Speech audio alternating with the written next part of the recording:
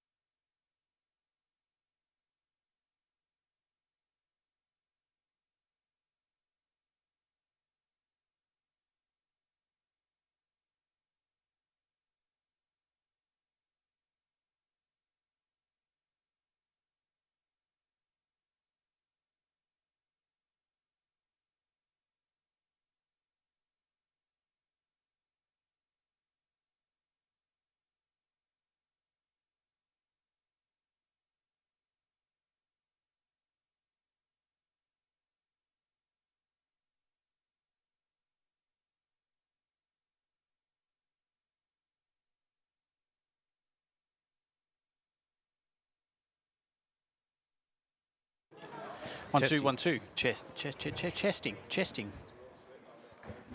Chesting 1 2.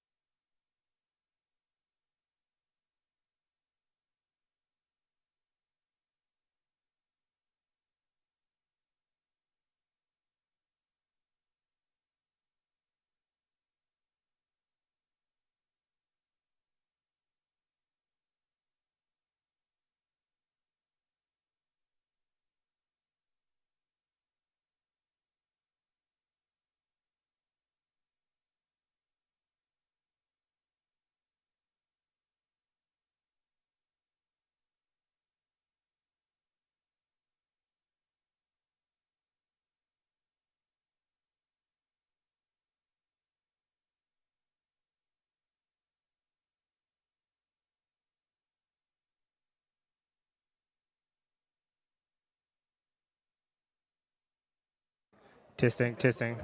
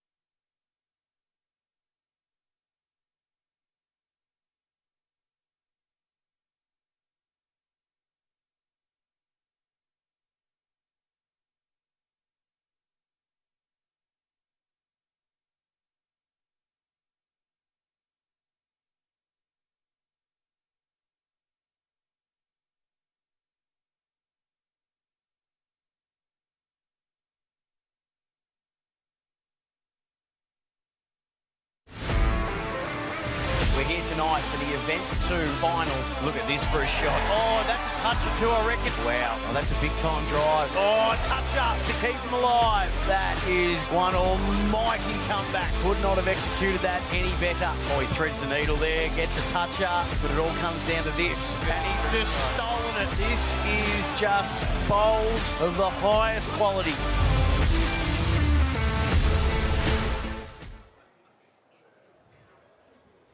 And welcome to UBC 25 Ultimate Week here at the magnificent Moama Bowling Club. Benny, it's finals night, event 1, and what a night we have ahead. Yeah, we do, Greenie, and what a day of bowls we've already had both in Section A and Section B. There was everything to play for this morning and into the early hours of the afternoon, and we had so many incredible results. We saw standings within those sections change by the second almost, by the shot, and what we've been left with after our preliminary finals is 4 incredible quarterfinal matchups, and I mean, we'll get to it shortly previewing our first, but some of the biggest names in bowls are going to be doing their thing right here at Moama over the next 5 ends. Can't wait. Yeah, we've got a heavyweight matchup first. But look, for those who are joining UBC for the first time, refresher for our people who have been watching for years and years, the UBC, it's fun, it's fast, it's fresh, and these are the overview. So the format for the Ultimate Week, it's 3 events over 6 days. For each of those matches, 3 bowl pairs, 5 ends, there's 30-second shot clock, and the jack length, 26 to 29 metres, 2 section of 12 teams, and the scoring, that's the beauty with the UBC. There's scoring for opportunities with every single bowl, so every toucher is 3 points. At the lead crossover, 3 points for the team holding shot, and the conclusion of an end. First shot's 10 points, second shot 5 points, 3 shots for third, 3 points for third shot, and you get 18 points for the ultimate end, so first, second and third shots. It's that scoring system too, Greenie, that allows games to turn on literally a bowl. So you may feel you're comfortable out in front, and the next shot can turn the game on its head, and because of the high-scoring nature of the UBC, you're never really out of the game, and particularly once you get to these type of finals where the best teams, the most informed teams are playing against each other, we invariably end up with nail-biters, and we end up at that 5th end with the skipper on the mat with the final bowl of the match, and sometimes it can all hang on the balance of that. And spot on, before we get to quarterfinal number 1, let's have a little recap of the preliminary final scores. Yeah, and having a look, a couple of blowouts, a couple of relatively close ones. It was Broadbeach, who we're about to see in this first quarterfinal, who progressed through at the expense of Exodus. It would have been an interesting game, that one, because representing Broadbeach, we had a couple of former Exodus superstars, so a little bit of banter going on there, no doubt. But Broadbeach progressed through to take on Warilla. That match coming up for you shortly. The Flemken Colts, big winners over the Southern Stars. The Stars were one of the star sides of today. They started outside the 6, made their way in off the back of 3 consecutive wins this morning, couldn't keep that run going, so unfortunately they bow out, and the Colts will now meet Deer Park Club Blue. Kawana, they'll be bitterly disappointed because they came in today on top of their section. Unfortunately, they've bowed out at the preliminary final stage. Adelaide Heat go through big winners there, 85-44. They'll take on the NCE Raptors, who've been one of the form sides over the last 2 days. And the final preliminary matchup saw the Western Wolves. They progressed over Bundoora, and they will now take on one of the home sides in Moama Black. Yeah, some mouth-watering matchups there, Benny. Without further ado, let's head down to Alan, who's going to introduce our quarterfinalists for quarterfinal number 1. Okay, everybody, for quarterfinal number 1, we have the Battle of the Animals. It's going to be the Bulls against the Gorillas. Kicking off with the Broadbeach Bulls. Representing them, we have Aaron Sheriff and Sean Ingham. Put your hands together, everyone.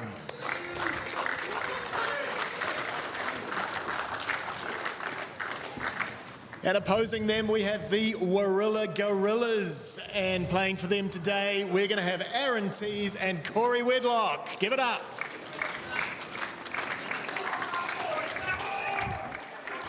Well, Benny, 4 players who have all won the UBC prior, so they know what it takes. And look, as we know on finals night, the momentum is a big thing. To get a big matchup like this out of the way, you know you're right on track for the ultimate glory. I can tell you the only people that are happier than our amazing crowd here already at Moama for this quarterfinal, the only people happier are the players from the 6 other teams in the quarterfinals, because they know that one of these outfits after this match will be out of contention. And these are the sort of sides you'd expect to see maybe in a semi-final or a grand final. So that's just the way it's panned out with the matchups. Warilla, great record, first in Section A, 9 wins, 2 losses. They were their typical consistent self. And for the Broadbeach Bulls with Aaron Sheriff and Sean Nugget Ingham, they were third in Section B for a long time, top 2 in their division, but they got through against Exodus, as we said, 72-60 in that prelim. 7-4 record during the group games.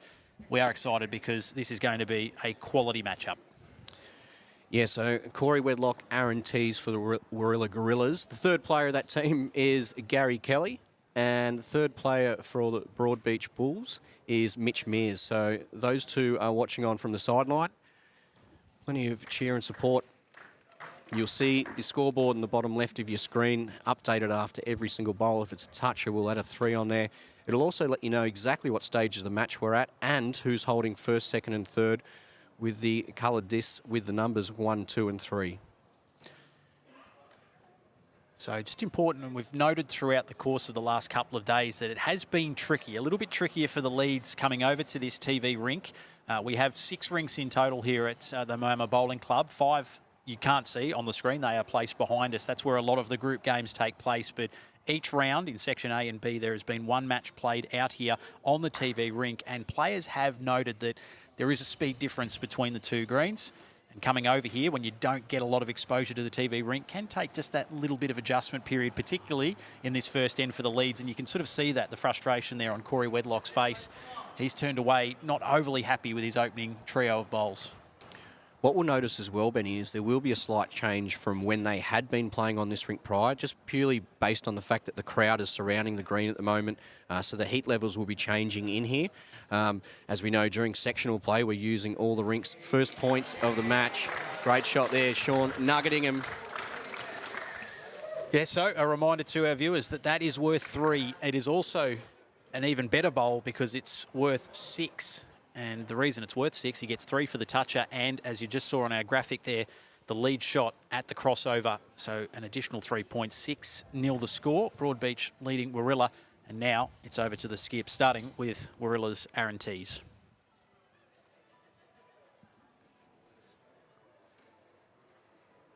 This pairing have had so much success in this event over a number of years. Of course, hosted not that long ago and were a dominant force that week when the UBC went to Warilla. And this man, well, what can we say? Aaron Sheriff, one of the all-time greats, and continues to really dominate the sport. Loves coming to the UBC year in, year out, and that's just an example of how good this man is. Brilliance right from the start. The commentator loves that, Greenie, when you pump someone's tyres up and then they deliver a piece of exquisite play like that, the toucher, 3 more to Broadbeach, and they're off to a fast start in this one. Wait here from Tees on his backhand. What sort of connection we got? And we get a very good connection. It's a matter of whether it's gone out of bounds. It has. So to be respotted on the tee. Yeah, they're just confirming that. So a good shot there. Was, well, first, second, third and fourth down. Now he has got second, potentially third shot. Certainly second. Yeah, it just opens up some scoring possibilities now for Warilla, who staring down the barrel there early. It's, again, Aaron Sheriff, just excellence personified. Whenever he steps to the mat, he can be pretty confident. The shot he has in his mind, he will execute it 99 times out of 100. This man's not too bad himself, Aaron Tees. Looking to work into a shot bowl here. I reckon Corey likes it, and this is why he likes it, because that is simply brilliant. Just shy of a toucher there, but you hit the nail on the head. Absolute brilliance. That's sort of what I was alluding to with the weight now from Sheriff, looking to clear that blue bowl out. Oh, got that through the jack. He has got a toucher in the ditch. Right, so there you go. What an end to start this quarterfinal. Yeah, so there is also that back blue bowl, which will come on screen right now. Waiting for confirmation. But it looks like it will go the way of Warilla for the shot bowl. So that comes back down to Teesy's runner, which really opened it up. Yeah. Still a good shot there from Sheriff. Yeah, I think that was just an example of, as we said, the talent in this quarterfinal. Both teams played that first end really well. was topsy-turvy, 9-0 at one stage. Broadbeach jumping out of the blocks, but a good little fight back there from Warilla. What a hot start, Benny. It's been a brilliant start. If this is the standard we've got for the next 3 or 4 hours, we're in for a treat. Yeah, I wonder the teams who are coming up in quarterfinal 2, 3 and 4, A, whether they're watching, and B, just how scared they are.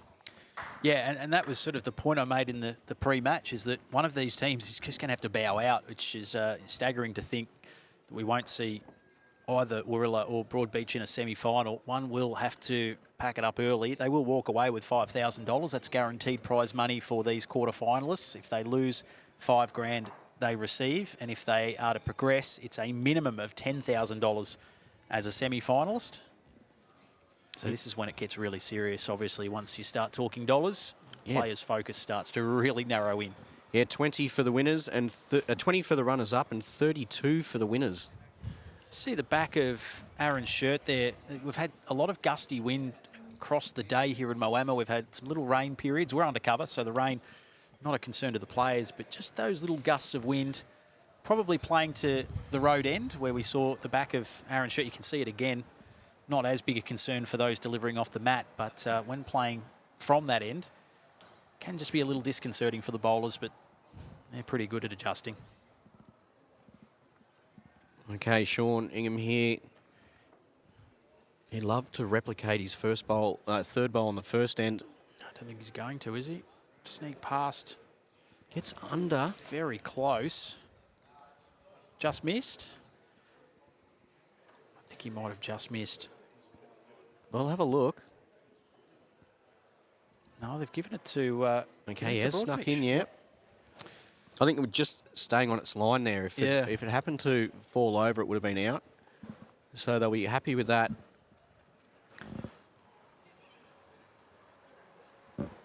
Crowd really starting to build here nicely at Moama. So it is a Monday, and I'm sure a lot of people may be starting to finish up at work, maybe taking the early mark to get here to watch this finals action. Also a massive bowling community here in Moama. This facility is proof of that. So I imagine there'll be a lot of mid-weekend, weekend players that are keen to come down and watch some of the best in the business.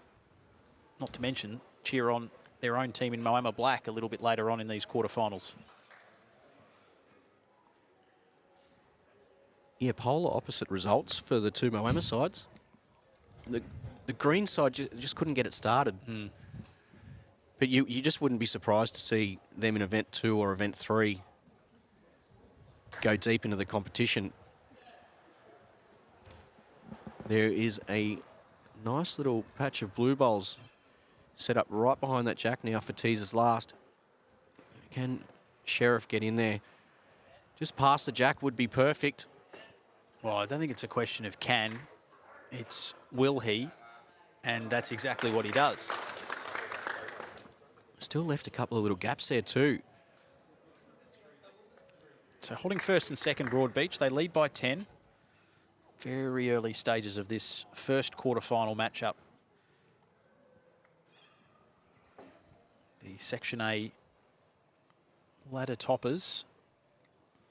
The Gorillas 9-2 record. It's one of those sides you just pencil into these finals. Promote his own. Every event, not quite enough. So now this opens up an opportunity for potentially an ultimate end. Yeah, same bowl. Exactly right, same bowl, and extend that lead. And he's the kind of guy who, if you asked him to bowl the exact same shot twice in a row, he would do it with his eyes closed. Now, I've talked him up. This is the moment where you hope as a commentator he doesn't let you down, but I'd be super confident here if I was a Broadbeach fan that there could be an additional 18 shots about to go onto your score. Does he like it? He's watching it closely. I'm not sure, unless he can sneak between. He's going to get it. Oh, why do we doubt him? Why did I doubt him at any stage while that was heading down the green? Fantastic performance. Again, Aaron Sheriff, and for Broadbeach, that is a huge, huge moment in this match. They lead by 28 after 2 completed ends. Yeah, and the first ultimate end of the night. With the scores, Benny, throughout this knockout stage, if there ever gets to a stage in the match where it's impossible to reach your opponent, then the hands will be shaken and that team will progress. Yeah, and we do see it happen, I won't say regularly, but certainly when a final starts to get out of reach, the shoulders can slump, and it's often very hard to halt that momentum when it's not going your way. It's not to suggest that's where this game's heading, because we know the Gorillas will bite back really hard here, and starting with Corey Wedlock, a nice opening to his third end. They really must make something out of this end. They would want to get shot maybe second as well. Couple of touches in there, lead shot at the crossover. Start getting that scoreboard ticking over. Because up against Ingham and Sheriff, they're not just going to hand you an end. They're not going to hand you easy shots. I would have back Nug in then too, Benny. He loves playing that reaching sort of weight, you know, the foot or two, trying to trail that jack. So I thought that was actually the perfect setup for him. He has got one bowl remaining in this end, and we know how, well, effective he's been with his third bowl, each of the first and second end. First end, toucher and the shot, and second end, he got the shot. To see the frustration too from Corey Wedlock. It's just not quite happening for him at the moment. Here is Nugget. That's holding its line nicely. Might use his own bowl here. Look at that. You've called that beautifully, Greenie. That third bowl has been a real weapon for Broadbeach. And now they go out by 31, and it's getting into that red zone of danger. This looks pretty good, though, from Corey. Connection, that's all it is. And, well, I think he might miss, but couldn't have played that much better in the circumstance. He is a very frustrated man at the moment. So another 3 to Broadbeach. We'll just wait for that confirmation to come through. There it is, the lead shot. And now the margin is 34. I'd be a touch concerned if I was a Warilla fan at the moment. Don't forget you can comment. We're streaming on Facebook. We are also on YouTube. Wherever you're watching, we'd love to hear from you and tell us who you're cheering on in these quarterfinals of Event 1. We'd have a lot of people watching from the Warilla Bowls Club, so I'll still be, fingers crossed, hoping there's a bit of a turnaround to come, and they'd really love an ultimate end here. Would be one way to get their foot back into this contest. It's going to go straight through. But they do have... Yeah, not the worst result there. Grouping of blue bowls behind the jack at the moment. Still plenty to come in this third end. Let's see what Aaron Sheriff can do about that. As we look at the head there too, Benny, when this bowl comes down, you'll see those 2 lines, one above the jack and one below the jack. So there's a 3 metre, good areas there from Sheriff. That's the area where the mat can be placed. Yep. The cross, which is, you can just see that between the blue bowl and the jack, that's where the jack's placed every end. So the ability to position the mat somewhat differently, that's a new addition to this year's event, isn't it, Greenie? Yeah, correct. It just changes things up a little bit. And look, I think it's been a great addition. And then right at the bottom, you'll see the tee there. That's 2 metres off the ditch, and that's where the jack gets respotted if any jack's killed. So with 1 to come for both of the skips here, I would suggest Warilla are in dangerous territory of... It will certainly go to a 4th end regardless, but it may all become pretty academic pretty shortly. This margin is a chance to blow out even further. Needs to get past the head of bowls. And he's done it. Well, So it sort of almost couldn't have placed it any better. takes that grouping of blue bowls out of it now. So the last bowl of this third end, something special required here from Teasy. He's given it a good shake, but it's not going to make a difference. And that margin, which was 34, now becomes 42 with 2 ends to play. And they have held Warilla to just 5 points in the last 2 ends, which is no mean feat when you're coming up against 2 of the very best in the business in tees and Wedlock. Yeah, I'll go as far as saying I've never actually seen that, Benny. Never seen that in any of the matches Warilla's ever Warilla, played. yeah, with 15 points to their name after 3 ends is... You would suggest that either your eyesight was failing you or there was a malfunction with the scoreboard, but that's just how good Ingham and Sheriff have been in this quarterfinal.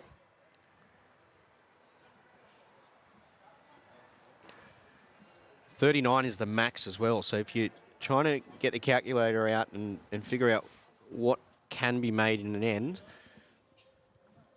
so you got your 6 touches, Yep. 18 points. You got your 18 points for the awarded at the conclusion of an end for first, second, and third shots, and then you got your 3 points for the lead crossover shot. So, of course, not that anyone in Warilla will want to hear this, but if at the conclusion of this fourth end the margin is any greater than 39, they will shake hands and call it a day a touch early. It would require the perfect end of bowls to come back from 39 points or less, you would think, but any greater than that, it's out of reach. At the moment, 42 is the margin. So another couple of touches here and a strong end from Broadbeach, and they'll put this one to bed, but still opportunities for Warilla. They need everything to go right from here on. It's probably, well, he's set a pretty high bar so far in this match, Sean Ingham. That's probably his worst collection of lead-off bowls, and even that is being a little bit harsh. This is a must-make shot here. Yeah, they would love 6 out of this. They will get at least 3. And will it drop, come back? Not quite, but they pick up 3, which is now at that magic number of 39. The lead for Broadbeach with half of this end and 1 more to come. So now it's over to Aaron Tees to just try and create something, come up with an ultimate end somehow. You're asking him to do that's tough. You're asking him to do it against Aaron Sheriff. Nothing's impossible in sport. This would be pretty close to the mark, particularly when Sheriff starts off like this. well, there we go. Aaron Sheriff just delivers time and time again. Yeah, you get the feeling now it's getting a little bit out of reach. If it wasn't before, he's bowling well here. He's going to... They probably deserve that. Yeah. You know, it's been one of those games where there's been some near misses and, you know, bowls just not going their way. Yeah, they don't deserve to finish after 4 ends. It's just been a super consistent performance this from Broadbeach. Both Sean and Aaron have bowled superbly, and while I'm sure Corey and Aaron won't be overly satisfied with how they've played, that they probably, if they're being really hard on themselves, would say they haven't done too much wrong. As you've alluded to, Greenie, they've just come up against a side that's just been on. And the fickle nature of the UBC, you cruise your way through the group games. That's almost a toucher. Almost a toucher. I'm not sure if it did touch on the way through. That you can cruise through your group stage, and then you hit your first final after a nice little break, and then you're bounced out. So now Sheriff, his final bowl. Just pop one towards the back. Big cheerio to our CEO, and performing in the quarterfinals a little later on, Mark Casey. Do you reckon he'll get a run? That's a very good question. Didn't give us anything when we asked him earlier. No. Would have thought as mates we might have got some insight into that, but wasn't to be. So this is the final bowl. 39 is the margin. Warilla do hold first and third, so we will go to a 5th end. We will be... Just the connection here, Benny. Oh, great shot there, Aaron Tees. Ultimate end. Keeps Warilla Gorillas in the match. I didn't think that was going to be possible, but there you go. He's proved me wrong. Well bowled, Aaron Tees. And it does keep Warilla in the contest. The margin now is 21. Still would require something special. They've kept Broadbeach scoreless in that end. Also something I'd suggest is almost unheard of. Let's see if Corey Wedlock, he hasn't been at his best, but he can turn that all around right here. This needs to hold. It's not a bad effort. Good start. 5th and final enders. Soundtrack of the Moama Bowling Club kicks in the background. This won't be short, Benny. No. Every chance in the world here. Trail the jack himself, land the shot bowl. Yeah, they know any points here, Broadbeach. It's just a dagger for Warilla. It'll just miss to that high side, but as you said, you're not going to see any that don't make it to and past the jack. Now back to Wedlock. And just finishing in that perfect position too. As we know, they're going to need an ultimate end here. Warilla. Has this got the legs? It's working. It's trying. It's just going to miss again, I think, unless it falls. Got it. It does. Well done. There is still life left in this match. Absolutely there is. 18 now the margin. That is what you get for an ultimate end. There is still the lead crossover to be decided. There's 3 more. At the moment, it's Warilla who hold that. Ingham, it's actually going to promote the Warilla bowl forward. So now, what's the play here if you're Corey Wedlock? Chris Green, what are you doing on the mat here? He's got 2 options. He can draw a toucher himself again to try and get some more points, or he goes around the back. Out of the hand, he suggests it's the back that he's looking for. No, I think he's all over the jack here. He wants 3 more points. I'll tell you what, he's not going to be far off it. Drop. Not quite. Okay, Sean Ingham, this will be weight, and it will be directed straight at those blue bowls.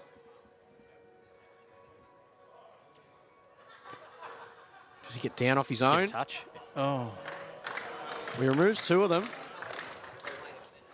And his bowl just scraping past, did not get a toucher. So, actually it's been, no, I thought maybe it had been called a toucher there, but it's a lead shot, obviously, to Warilla, as we alluded to. They needed that desperately, but it's back to 15 now. So I'd almost put this one in the book, Chris Green, but we could see one of the all-time great comebacks here. From 57-15 down, it's now 57-42. There's still points on offer. The beauty for Warilla is they've got a clear passage to that jack. Weight here from Tees is almost spot on. Let's see what the Sheriff can do as he looks to reassert some authority here for Broadbeach, who've, again, not done all that much wrong, but just been the quality of the opposition bowling. He's just going to miss.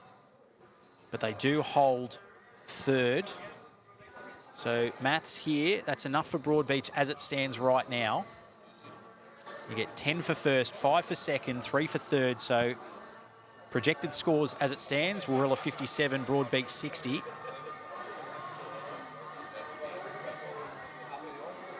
Is this going to hold? It's not. So it remains the same. First, second, Warilla.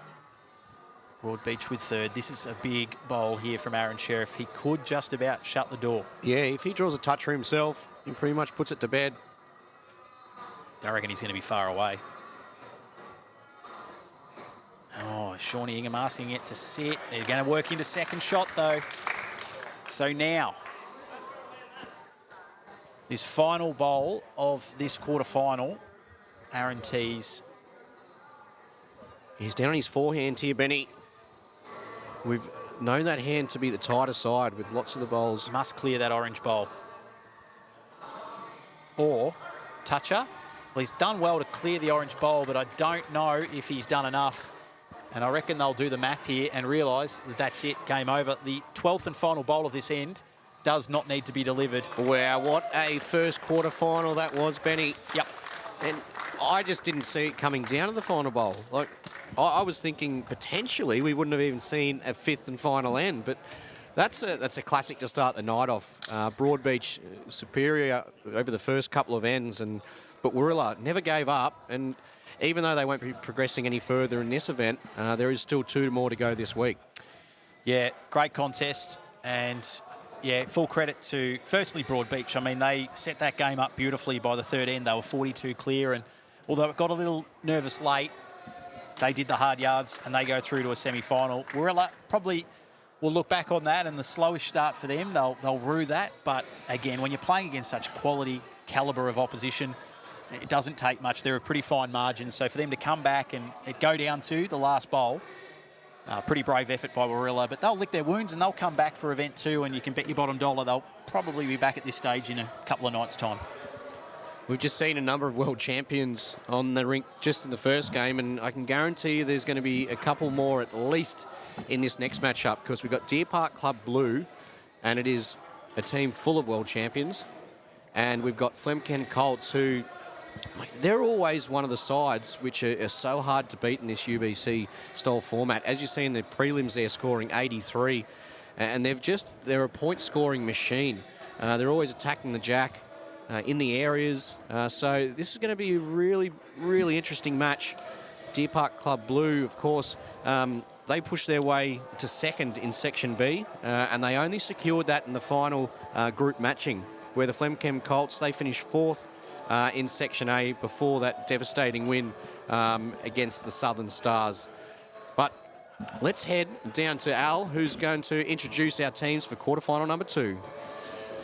Okay, everybody, the second quarterfinal here for UBC 25. It's the Battle of the Melbourne teams. We have, first up, Deer Park Club Blue, represented by Ali Forsyth, Mark Casey, and Shannon McElroy. Put them together.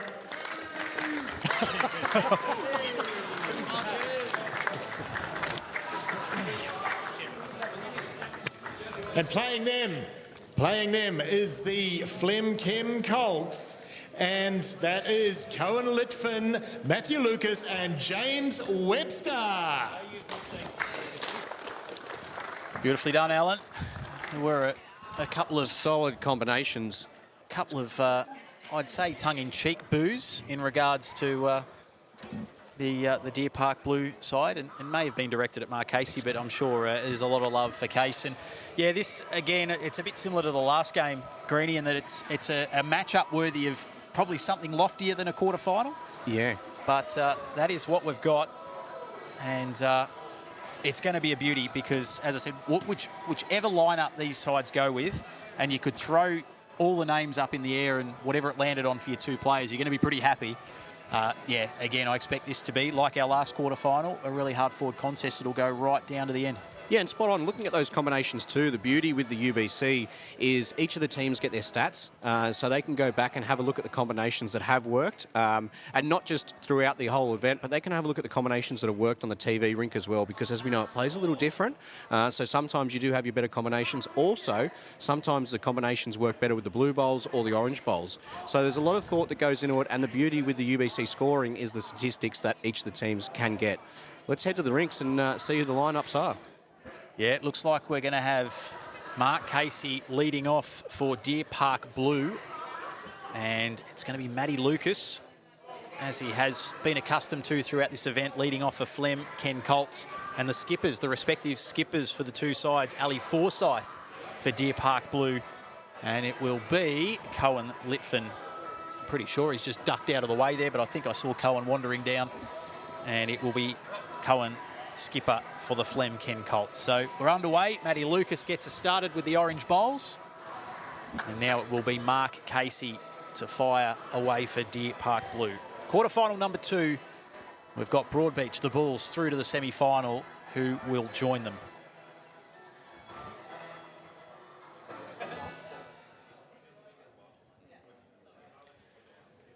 So first deliveries away for both of the leads. Wouldn't expect it'll take long for these 2 to dial in. We've got Toucher Watch on the UBC CEO. We on the stream last night in a game here on the TV rink in which Casey was involved, you put him up for 4 and he ended up with a duck egg. So if you're willing to go again. I'm going 3 this time. 3 this time. All right, we'll keep a... I was going to go 4, but, you know, I'll go 3. And I reckon it's going to be 3 really important ones as well.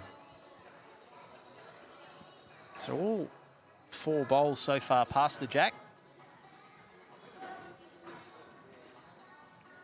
You're not far off at all, really. We've seen some of the matches throughout the last couple of days on this rink, and as they just jump on, there's no practice prior. Quite often we will see the bowls travelling just a touch further. Yeah. So it's a big opportunity for Case just to get the scoring ticking over now with the lead shot. I'd love nothing more than to add a toucher to that. There's a fair bit of real estate for him to work into. He just needs to dial in here to the jack. He's started this one out wide. It needs to work. It needs to turn. It's working hard now. Can he get to the orange? Don't think it's going to. So in the end, first points the way of the Flem Ken Colts. yeah, so a nervy start, I'd suggest, for both players there. Not that neither Matt nor Mark have played on big stages before, so nerves mightn't be the right way to describe it. Maybe just a little bit of a scratchier start, but now it's over to the skips. Cohen Litvin for Flem Ken. Ali Forsyth for Deer Park Club Blue. And I reckon Cohen looks dialed in straight away. There's your first touch up. Brilliant. So 6-0 the score off the back of that toucher. First toucher of this second quarterfinal. And look at the head of bowls now. Yeah. All it needed was a little jack movement. Ali Forsyth, one of the very best there is.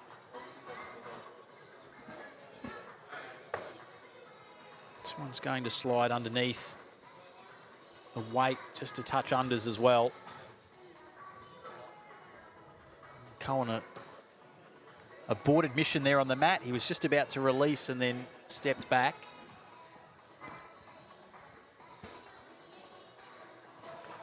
These guys are so good. They often have the bowl they want to deliver visualised before they even step on the mat. This looks pretty good too. In the end, he's actually promoted one of his bowls further forward, and that now leaves shot bowl with Deer Park Club. Yeah, a little bit of room. Not much, but enough for Ali Forsyth to just nestle in there now. Just a touch under the weight. Yeah, it's two unusually disappointing bowls, I would suggest, for Ali, but he's got one more to come. And well, this is a big opportunity here for Cohen and for the Flem Ken Colts. Just the first end of quarterfinal number 2. Can he make contact with the jack? Any movement here? yeah, that grouping of orange bowls is phenomenal. 5 around it, but he needs to clear off that shot bowl, and he's not going to be far off the mark. I tell you what, look at that. Look at that. An unbelievable start here for the Flem Ken Colts, and all the pressure now turns to Ali Forsyth and the Deer Park Club Blue.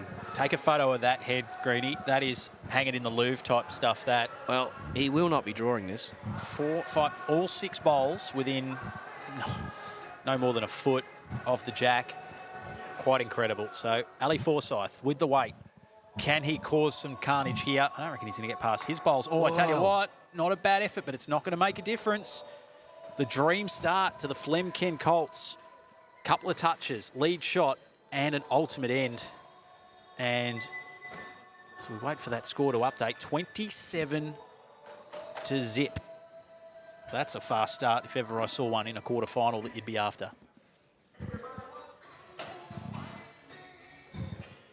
27-0.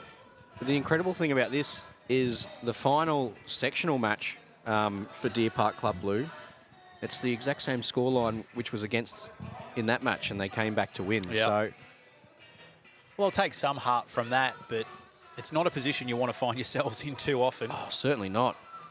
Particularly once you get to the pointy end and you're coming up against teams that are clearly in some good form. But there's a long way to go. They need to start to eat into the deficit, though, starting with this second end.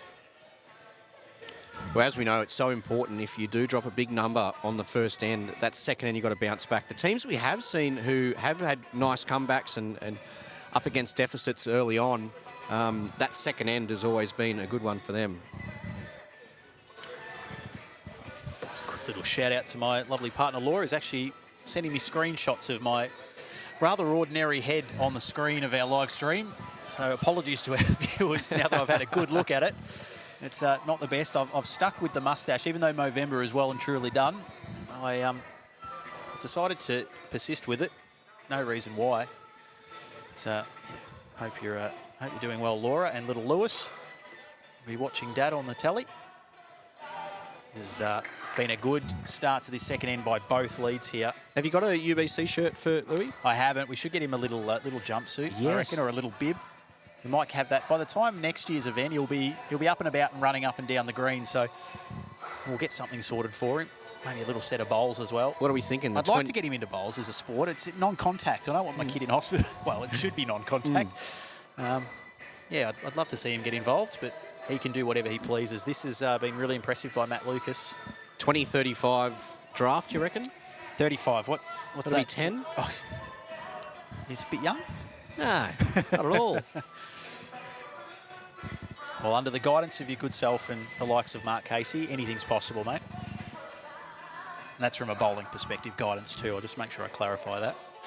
Yeah, So- you don't want the off-field, AFL off-green taste guidance. from No. Case, would you? No.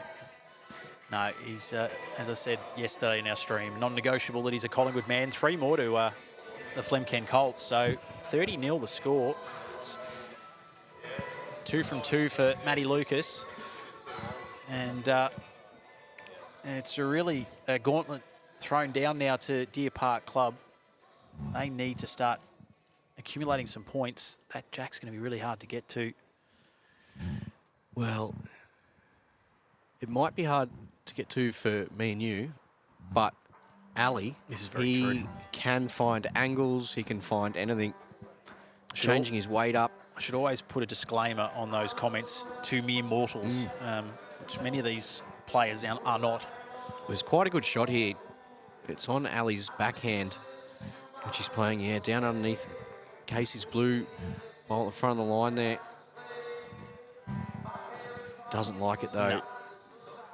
No. Straight out of the hand. He's one of those players that's pretty easy to read the emotions when it comes from the mat. You know straight away whether it's something he's interested in and a good bowl as opposed to one that isn't quite what he envisaged. So Cohen a bit the same here. You can see him asking it to swing in, and it doesn't change the scoring, but it does just open up an avenue there for Ali to attack. It's worth noting, though, that it is all orange behind the jack at the moment. Yeah. So it just adds a little bit more of the degree of difficulty to this bowl for Ali Forsyth. Well, both boys are watching. It's a good sign. It's just going to go under. Connection, well, it changes things up. Now they have a second and third yet to hit the scoreboard. A big chance here. And Ali still has 1 bowl left, but Cohen, who's been on fire. It's only early stages as well.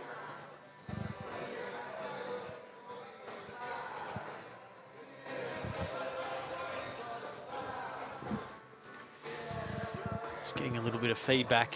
We'll run through a few of the comments on our stream. Just some people inquiring about the state of these quarterfinals.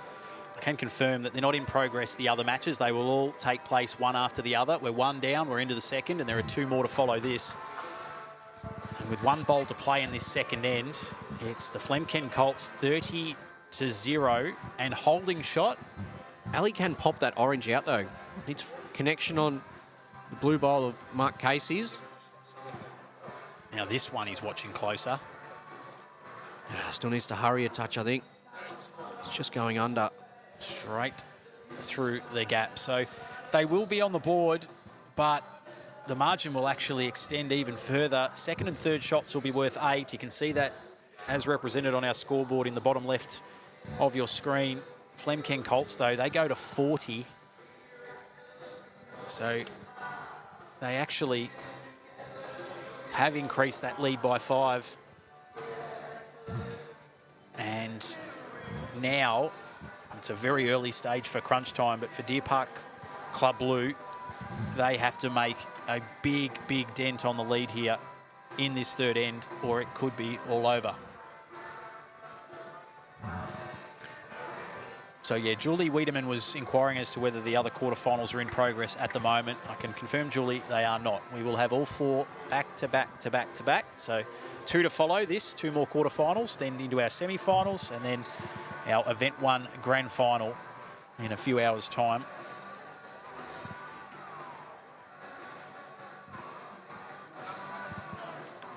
Yeah, brilliant line once again from Case. See Matty change from his backhand now to his forehand. Clear passage to that jack. Continuing with the same weight. He was pretty close here. Is he going to hold on enough? No, but look at that finish, Benny. Yep. That's just the perfect areas. Yeah, so as much as it's about the Deer Park Club Blue team trying to eat into this deficit, Flemken know that more points here, some touches and a lead shot, and they can just, well, basically it's like a number of paper cuts, and eventually it just can't stop the bleeding, and you run out of point scoring opportunities. This from Casey is just going to miss to the high side, but pops out to the back. So big bowls coming up here for both leads. One apiece to come, starting with Matt Lucas. Can he get this in close? Can he get a toucher? I'd Similar to his last. I'd suggest he's a chance to do both. He's going to miss the touch, but he's going to get very close. Probably just outside his last bowl, but the challenge now to Mark Casey. Yeah, we'll see a touch more weight here. Benny trying to land those last two bowls, or he gets the jack himself. He can even work off his own front bowl. It's got to turn. Needs some movement. It's got to turn. It's not going to. And you can sense the frustration for Mark Casey as he wanders down to the head of bowls. And again, it's another 3 to Flemken Colts. And that is now 3 from 3, the lead shots to Matty Lucas.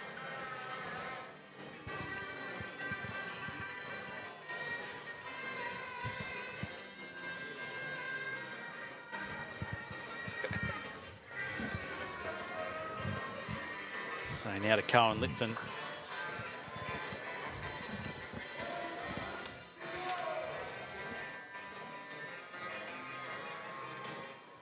Yeah, once again, just piling them in. I think that needs to be hit with this first one, Benny. And it wouldn't be a bad thing if he gets half jack, kills it, and then runs through, because the jack will get respotted. Oh, peels off the front again. That's out of the way, so that's one way to look at it. They have got the tee. Cohen will be heading around the back this time. There's no doubt about that. There's no added benefit for adding another shot into it, into the head. No, they are well aware now, the Colts, of what the plan of attack will be here for Deer Park. So this is what we've seen there. It's known as an insurance bowl, just to have something at the back should that jack end up being replaced on the tee. Here we go again from Ali.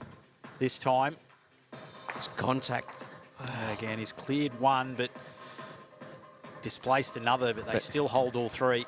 Not only that, the orange that he's actually got the fullest has run through and got one of their back blue bowls out, so they've only got one on the green now. Did not see that, so good spot by you, Greenie.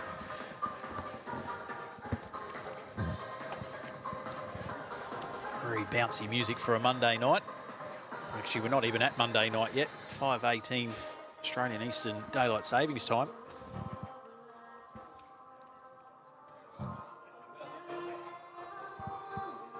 Adding another, leaving a hole. I think he's got to play the tough weight here and try and trail the jack down the line a metre. Yeah, could still get themselves first and second here if he can manage that with a Deer Park bowl behind the jack. Might be just be looking for a toucher and shot, to be honest. And look, he's every chance to end up with shot, bowl. He will get shot, bowl. But again, it's that issue of not really doing enough to eat into the deficit. They'll pick up 10. And well, the margin was 32 prior to that third end. It is now 33. So if you're a Flemken Colts fan, you're looking at that and saying, really no damage done. Healthy lead, 2 ends to play. Yeah, big one here. I mean, we just saw it in the last game too. We thought it was all over for Warilla when it came down the last bowl. So we do know it is possible. All starts here. Casey, I'd love him to jump right on top of this jack. It's trying just a half a foot short, maybe a foot. And it's the setup here for Lucas. Give himself a chance. Play that 2 feet, land the last bowl, trail the jack. He misses, he finishes in good areas.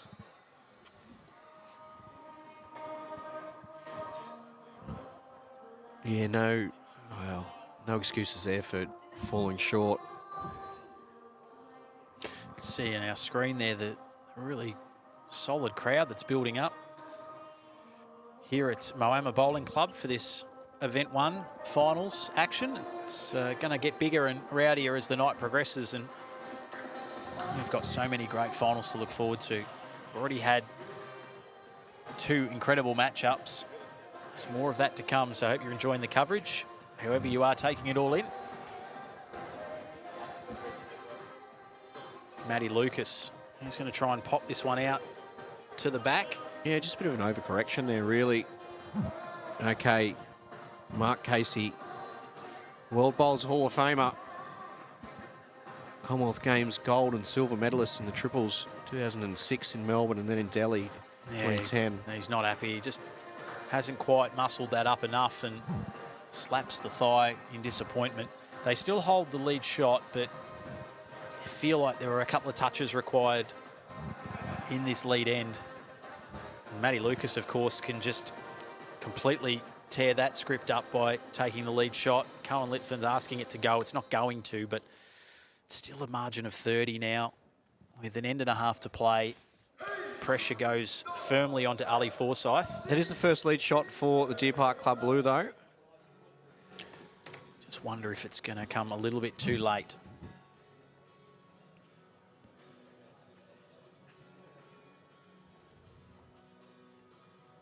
So now to Forsyth.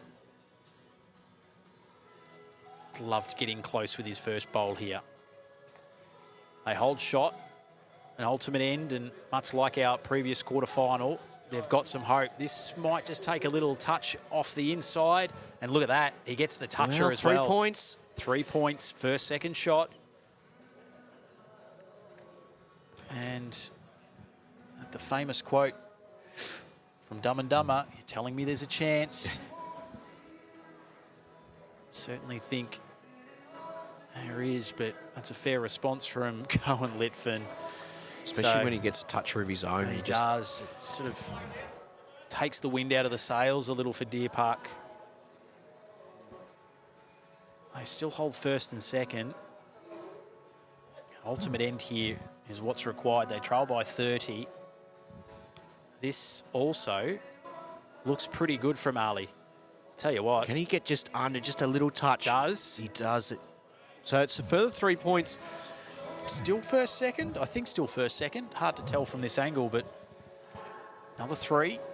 So he's gone back to back there. In fact, Yeah, well, the beauty here for the Colts is they can actually defend by attacking. And by that I mean they can defend their scoreboard pressure by attacking the jack and adding pressure onto the scoreboard and further numbers, extending that margin. Right, so this is, you can see Mark Casey relaying some instructions here to Ali Forsyth. This becomes the biggest bowl of the match now. If Deer Park are to stay alive, Cohen Litvin still has 1 to come, of course, but if they could position themselves here for an ultimate end. Not sure he has the weight. No, it's just not quite enough, is it? Touch disappointing, but they still hold.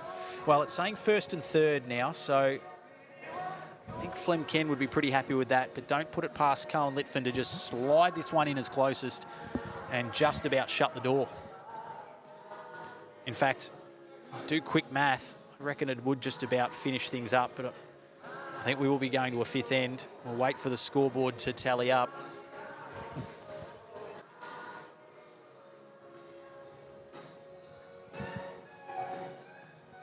Going to confirm that Deer Park had shot bowl. Yeah, just a quick little measure here to see who has second. Yeah.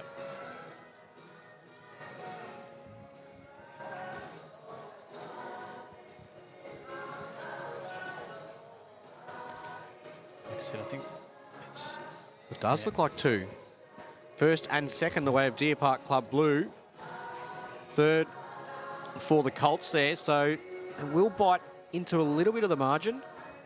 25 will be the margin heading into the fifth and final end. Actually, in the end, I think you'll find that Flemken have picked up, second, third. Oh, wow. So now, in fact, that makes the margin again. Try and get my maths on here quickly. 25 heading into this final end. It must have been very close. Yeah, I thought the Blue might have just snuck in there, but no. So for the Colts, 25-point leaders. So it's pretty simple now for Mark Casey. He just has to attack the jack, has to try and get some touches. This looks pretty good. In fact, he's on it. There we Well go. done. That's a start. If you're going to climb There's Everest, still a chance of the 3 touches. he is, but you've got to start somewhere. It's that first step, climbing Everest. You don't just get there. You've got to just eat away slowly but surely. 22 the margin. And I think we'll see him change hands too. Probably got to change hands to get to the jack. Yep. So if he could find another toucher here, Casey, and then also pick up a lead shot, that's an additional 6 points.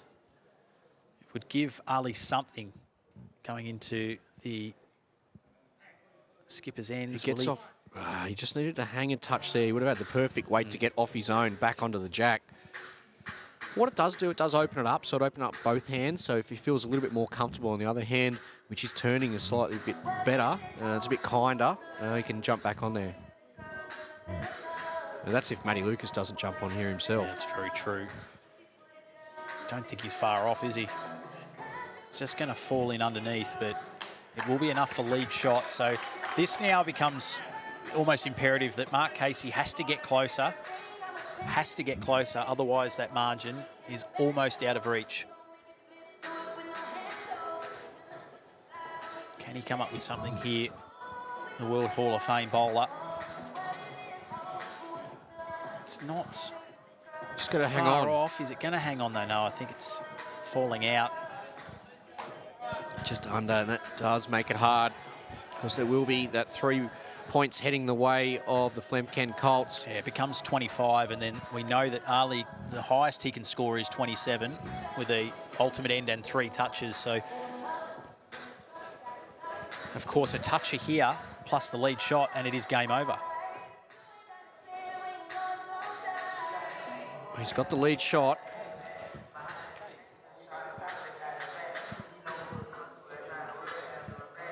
It's a little mid-green consultation there between Casey and Forsyth, but we know now the equation becomes pretty simple, albeit very difficult. Ali Forsyth here with this next bowl. If it's not a toucher, they could pretty much shake hands, because an ultimate end and 2 touches would see them fall 1 short. He's not going to die wondering though, is he? Can he take a touch? Needs half the... No, Oh, he's just needed missed. half of that and the jack. So that's it. It will be, just do hope at this point that I've got my maths right, but I'm pretty sure that means that Flemken Colts will go through to a semi-final with a guaranteed minimum of $10,000 heading their way. Of course, they'll have aspirations for a touch more than that. And for Deer Park Club Blue, I'll walk away with $5,000. The weight here from Ali, just looking to cause some carnage. Nearly the toucher on the way through. I think now just playing out these last bowls. Flemken holding first and second. They'll progress.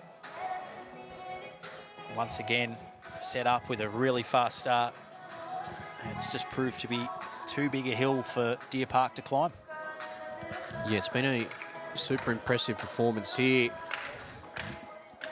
Ali letting rip again. He's got the kill. And there is the shake of the hands. Flemken Colts will progress. It's been impressive performance from the Colts. They'll move through to the semi-final stages. For Deer Park Club Blue, a great event. But that's where it finishes, as they will look forward now to event 2 and event 3. Yeah, just again, the fast start. 27-0 after the first end, 40-8 after 2 completed ends. It's hard enough when you reach this point of an event to be competitive and then to go through and progress. But if you're giving good teams starts like that, it makes it even tougher as we see some of the pictures of the crowd here at the Moama Bowling Club. A little pensive now as they wait for this next quarterfinal matchup. But yeah, we've got 2 very good sides already through to the semi-finals, Broadbeach and Flemkeng Colts. And next up, NC Raptors Adelaide Heat. So the Raptors finishing second in their section. Adelaide Heat had a big win over Kawana in their preliminary final match. And the big thing with Adelaide Heat in the prelim is they were always in front. Like sometimes you might see some of those victories and it's a blowout victory. But this victory here, all the way right from the first bowl. I think the first bowl was even a toucher. They started scoring points and just continued going on and on. So they're up against the NCE Raptors. And Benny, you've got one of your favourites in the Adelaide Heat side, correct?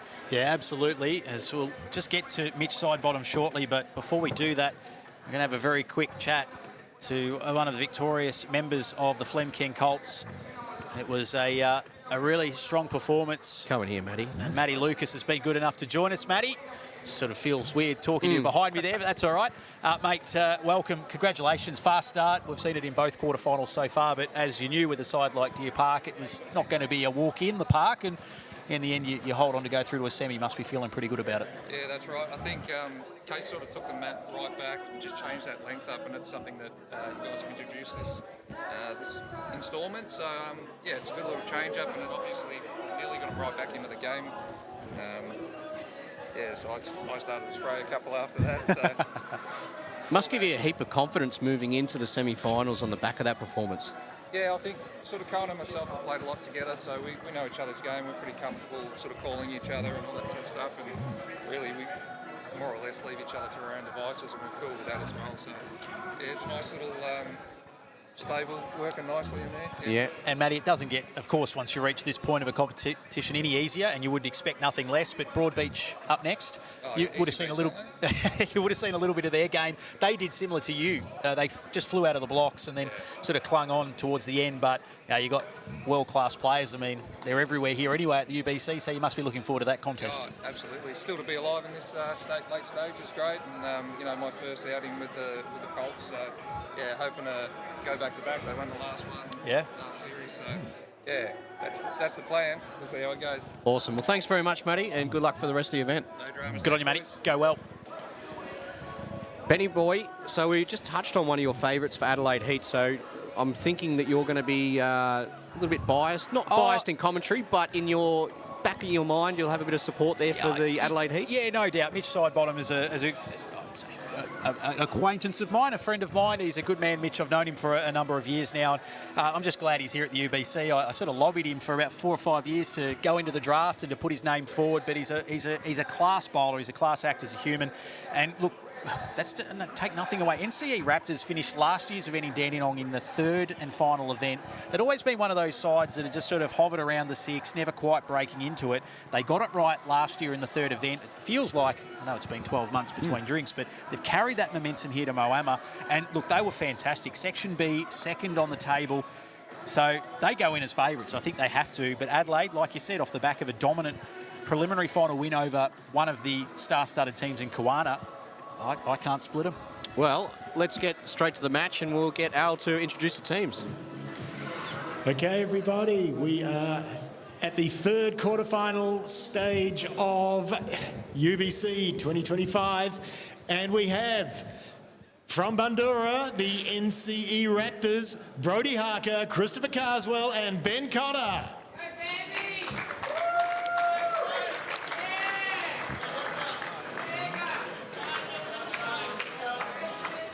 And out of South Australia, we have the Adelaide Heat, Cody Packer, Mitchell Stevenson, Michael Stevenson, let's get that right, and Mitch Sidebottom. Go, boys. Okay, thanks very much, Al. And Benny has stepped out of the commentary box, but we are super lucky to welcome in Barry Lester. Welcome, Baz. Thanks, Christopher. It's good to be here, and I just want to start, mate, with congratulating you publicly to the world of your recent life membership at Tarrant Point, mate. So congratulations on that. And as a good friend of yours, I'm super proud to see you get that. And I know we're here to do bigger things in the UBC, but, mate, I just think we should really acknowledge what you've been able to achieve there, mate. So well done. Oh, thanks very much, mate. We've had a number of special memories there, me and you together. And it was just a super special day, especially to share it with my mum, because she was awarded life membership as well. So it was great to share a special moment with mum. Look, mate, you've put in all the work at the club, so well done, and you continue to do it with the UBC. Baz, thanks very much, mate. We've got an amazing team up here, NC Raptors up against Adelaide Heat. You were in Section B, so you came up against both of these sides. What did you think of them? Just a lot of consistent drawing. So there's a bit of shot play in there. You know, to get to this far, you've got to play all the shots. As we see here, just good start, good areas. But that's what we're seeing. The teams that be able to just be more consistent on the draw will definitely get deep in these events. But yeah, you'll see some runners, you'll see some drives. But all in all, to get the points, which is obviously the touches and the crossovers, you need some really good, strong front-end action and your skips to back them up on the draw as well. So, and we saw that in the last game. The front end there, Maddie getting off to a good start. Case was solid as well, but that was probably the difference in the end. So for the NC Raptors, we have Brody Harker leading up for Christopher Carswell, and Adelaide Heat, Michael Stevenson, and he is leading up for Cody Packer. Baz Kawana, it was sort of a mixed first event, wasn't it? I think it was probably a successful first event without getting to this stage of the finals, but something you can definitely build on for event 2 and 3. Well, that was the goal, just to make the preliminaries. Toucher there, great shot from Michael. One down, but bit of chalk action early. That was the goal. Yeah, to finish in the preliminaries, early days. Our first crack at it. Kane Nelson very new to it. And it's a new look combo too. So we've got 3 players all playing together for the first time in this event, and yeah, we're happy with the way things went. We had some ups and downs, but more ups I would have thought, and just figuring out combinations, shot selection, all that stuff. So yeah, no, really wrapped, mate, and good to be able to finish the day with some commentary alongside yourself. And mate, do you look at the stats? Are you a person and a team that look at the stats, or you just go on the feel of it? No, personally, no. Whether it's stats or draws or anything over the years, if anyone knows me well, I don't study any of that. Sometimes, like, I look at events like the Australian Open, I have to find out where I'm playing the next day, you know, where I've had months to plan for the draw and stuff. I literally just don't look into things. What I'm really keen to do a little bit more maybe this event is study some of the players. So I look at tonight's games, which is great. We're seeing some players feature on a televised game for the first time. I don't know much about a fair few of these players. Yep. And I think that's what this event is all about, showcasing the depth of the sport, players from not only around Victoria but interstate and around the world. So this is where this event really does showcase a lot of players. And I mean, I look at Brody Harker, know a little bit about Brody, but you know, a guy like Michael Stevenson, he's been around a little bit in Australia, but yeah, he's a decent player. He's come over from Scotland, and he's starting to become a bit of a known name around the place. Yeah, semi-final of the Australian Indoor Singles last year, which you were up there and commentating as well. Yeah, solid effort there, and Brody Harker, solid performer across not only this part of Victoria, but down in metropolitan Melbourne now, as you make the trip down there, and see that one just falling short, about a yard short. The other thing, the conditions too, Christopher, we've had a bit of cool weather. I'm 3 layers in, mate. Call me soft, but now being a Queenslander, I'm struggling with the cool temperature. But the conditions plus rink to rink, green to green. Mm-hmm. That's where the best teams will combat the conditions. He's getting close, getting down here. He's got enough of... Well, he's played it perfect, Baz. Toucher and first, second and third. Cody's played a number of big conversions this week. He actually couldn't have come down and done that better, literally, if he drew it up. So to get that result is what he's after. But there's a pretty good head lined up here. for Christopher Carswell. He's just overplayed it. Just too heavy for I feel, for that line. Yeah, we've seen that happen time and time again, and that side of the green heading back in that direction. A little bit different heading in the other direction because we're heading back towards the road. It's a little bit open, and that's where the gusty breezes have been coming through. So we see that side turning a touch more, but definitely down that way, a lot of bowls missing on the high side. Yeah, Cody, he'll be looking for potentially a touch-up if he just gets around that front bowl. Missing into a good area, though, so he splits up those blue ones. And that's a great start for Adelaide Heat. Yeah, the perfect start with the ultimate end, and they had 2 touches. Just the 3 points for the Raptors, courtesy of the lead shot at the crossover. But Baz, I've seen that more. Bubbles, I've seen that more ever than any of the events we've played in the UBC. This event where teams are getting off to a huge start. First end, they're getting out to 25-shot starts.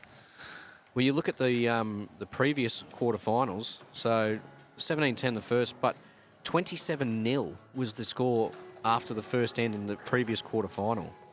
Yeah, throughout today, or yesterday and today, I must admit, I just went to myself, I don't reckon I've seen it so often. The first, 4 or 5 games yesterday, you look across the games, and then there's a lot of 2 and 3 end breakouts where games were nearly over early days. So I don't know if maybe it's equipment or surface or new combinations. Yeah. Not sure what it is, but I think you're right, though, because quite often I've had a look at the live scores from the games behind us, which have been played during sectional play, and I have to have a quick glimpse to actually see what end they're on, because there's teams who are in the high 20s, as you said, after just one end. of course, yeah, it's jack hunting, it's getting the crossovers, it's doing all that creates the high scoring, but inevitably it's just good bowls, good areas.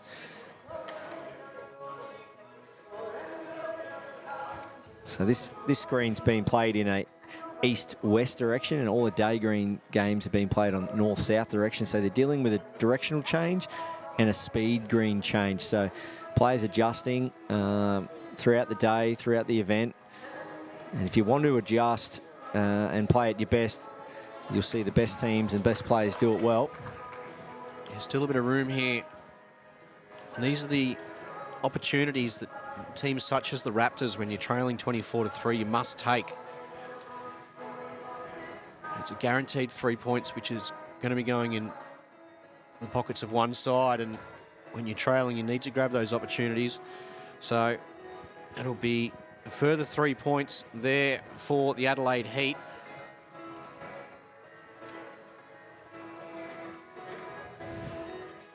Baz, you're big about bowls being a numbers game and stuff like that.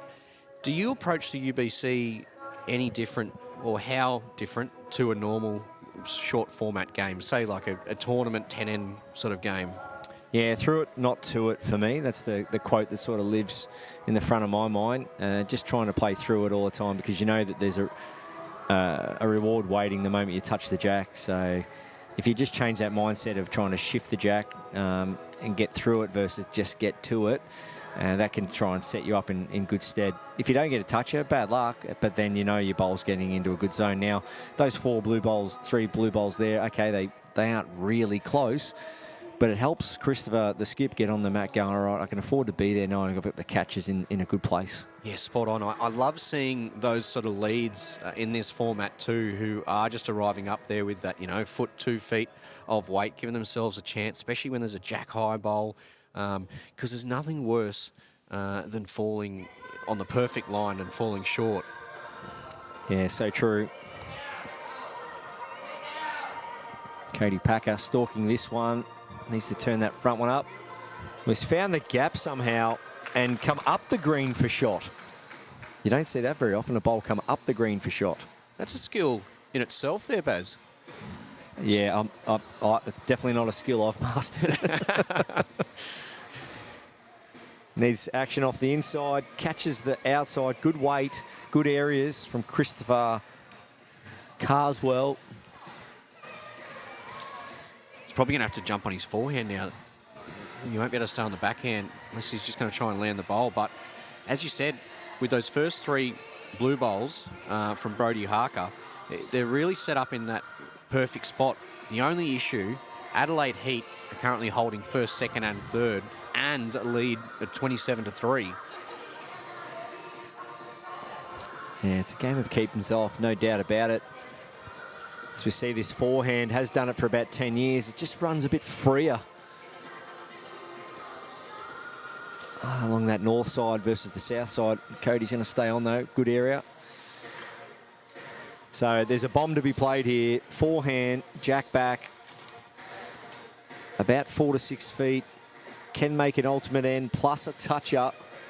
No mucking around on the mat. And he's pushed it high. So we talk about Kevin Anderson being quick on the mat. That was express from Christopher Carswell. Further ultimate end and the score, Baz, 45-3. We've played 2 ends. Just 2 ends of this quarterfinal number 3, and the margin already 42.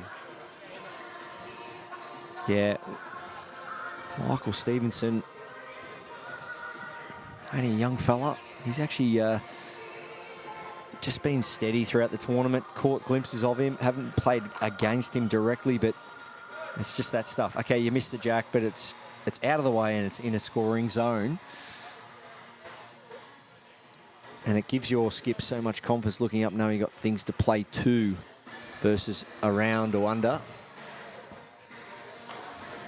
Baz, are you going to change any strategies for Event 2 or Event 3, or is it pretty much just you guys are going to go out there and enjoy yourselves, and you've got a bit more of a feeling how each of you play this format? Oh, that's right. Like, I must admit, my first probably 2 or 3 games, I probably forgot the amount of encouragement and information that you need to provide your skips with, you know, the shot clocks going on and calculating the scores and so on. So probably found ourselves, especially with Kane being fairly new, a little bit rusty first half of the event, but I think just lift the tempo in terms of the encouragement and the ability to just provide that encouragement so we know we can get each shot. Combinations, probably not so much. I think Jez, you know, all of his experience and back-end play, I think Kane and I can just try and get him in there for him, and if the big man needs a rest, well, we might rotate it. Nice shot here from Michael. Does he get down? And he finishes in great areas. And Baz, you're spot on with the information and encouragement. I love how you pointed out those 2 crucial factors with the UBC, because you've got limited time, and I think that's what the crowds of the UBC came to love in the early days of the UBC, where Dandenong Club was so dominant with yourself and Gary Kelly and Turles, and I think you were the mastermind of that. You really picked that up as quick as any of the players in the UBC format, and I think a lot of people actually watched your games back to learn your skill in that. Yeah, we had a rule that we basically don't talk about shot selection. We just completely rely on the person to call a shot versus the to and throws with the shot clock. Remember, event 1 was 15-second shot clock as well. So as the conditions have slightly changed, we've got to maintain that consistency, and that is if your lead or your skip calls a shot, don't even doubt it, back it in, play it, and then what goes with that is the progressive maths that you're doing. So looking at the screen, but also that third cog in the wheel. If it was me sitting on the bank or Turl sitting in the bank, we were in the game just like the lead and skip were from the bank. So that extra voice, extra set of ears and set of eyes. Nice shot here. Hold up for shot. That's enough. Nice shot there from Christopher Carswell. What bowls have you been using, Baz? Yeah, we're using quite a fancy colour. Yes, you are indeed. Yeah, we've got the actuality logos, the Kiwana Thunder actuality logos. They come up a treat. So thanks to the team at Aero Bowls. And yeah, we're rocking the Tequila Sunrise, which is just a slightly different tinge of orange. And yeah, looks good out there, mate. So yeah, loving it. Got the Revolutions. Are you all using Revolution? Kane's using Optima. Okay. But Jez and I, yeah, using the wider bowl. Nice shot again from Christopher. Nice response from him. Yeah, just what they needed here, the Raptors. The game was starting to get away from them. Still plenty of chances here for Cody.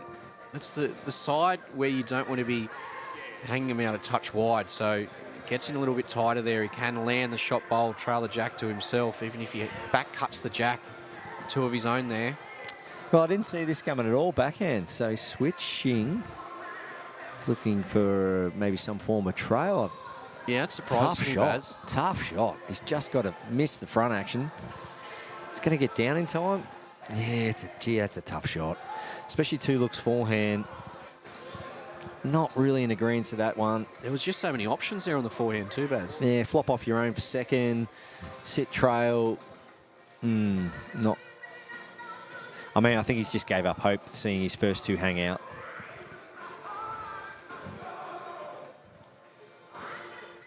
So it's blue, orange, and we'll have a quick look here. Might even get the tape out, and that's what's coming out. The tape's coming out to decide who has the 3rd shot and who will get that extra 3 points. Usually the bowl laying down with its belly sticking out wins these type of measures.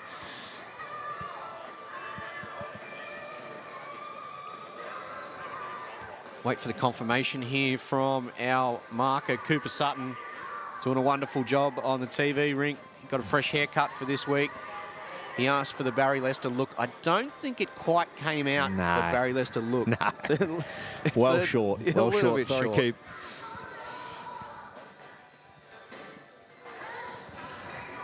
Okay, Brody Harker leading it up here for the Raptors. The score moves along to 53-16.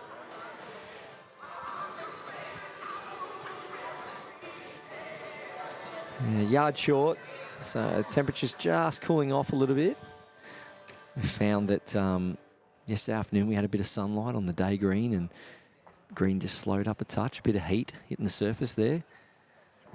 And as we all know, that it's just part of the game, either whether it be grass or carpet, susceptible to changing due to the conditions. So the players got to be monitoring that and judging it as they go.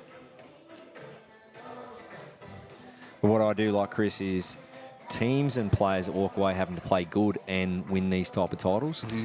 They've had to do it across 6 different rinks, or 5 or 6 different rinks, different directions, different opponents, playing against opponents they've never heard of or seen before. And they're doing it with equipment they don't use on the daily. So it's a big title to win and long days. Yeah, certainly setting the challenge. So, yeah, when these teams and players walk away with a title under their belt, UBC title, they've really earned it. They still selling those shirts at the Dandenong Club, which have got you, Gaz, and Turls on them? Hey, I think what they have, 4,500 they ordered. I think the company that produced them went out. Yeah, they just couldn't afford the staff to produce them, mate. Yeah. And just they're sold still that many. trying to make material. So, no, that was a good little addition from Dandenong Club. You see the champions' hats and champions' shirts, and this one's sliding past. Good weight, might get shot. No, a bit heavy. Are you a fan of the caps, the UBC champion caps?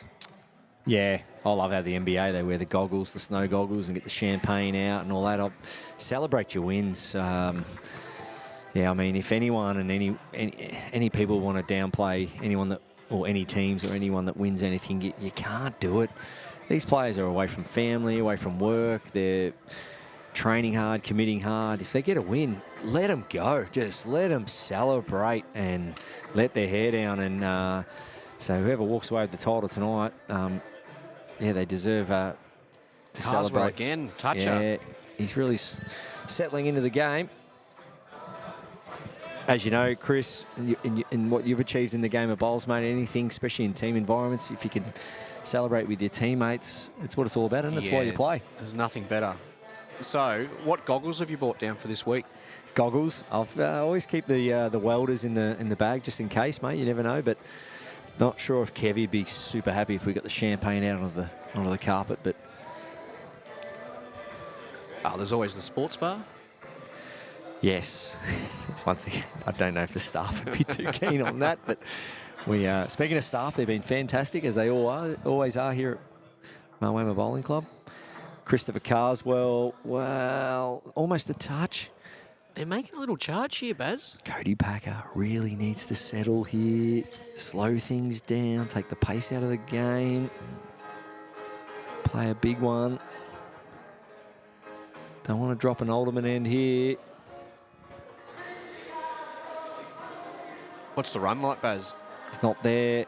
He's not there. Has he got third? No, he hasn't. There's a lot of pressure coming on this last bowl of You can his. see by the body language, Cody Packer. Not an easy head to play to for Cody Packer, because he's trying to be there to cut it back, but then he knows he can't cook it either. Well, it's a good guide, to be fair. Yeah, and he can work off that. No, Michael Stevenson. Well, okay. He's called. I thought he called for a weighted shot there. No, Cody Packer. I think he's just going to draw. Yeah, back himself. Same line, one more yard of weight to play a worldie. He's definitely quicker than his last. Will it get down in time? Cody Packer. Baz, look at this for a shot. It's going to save the game.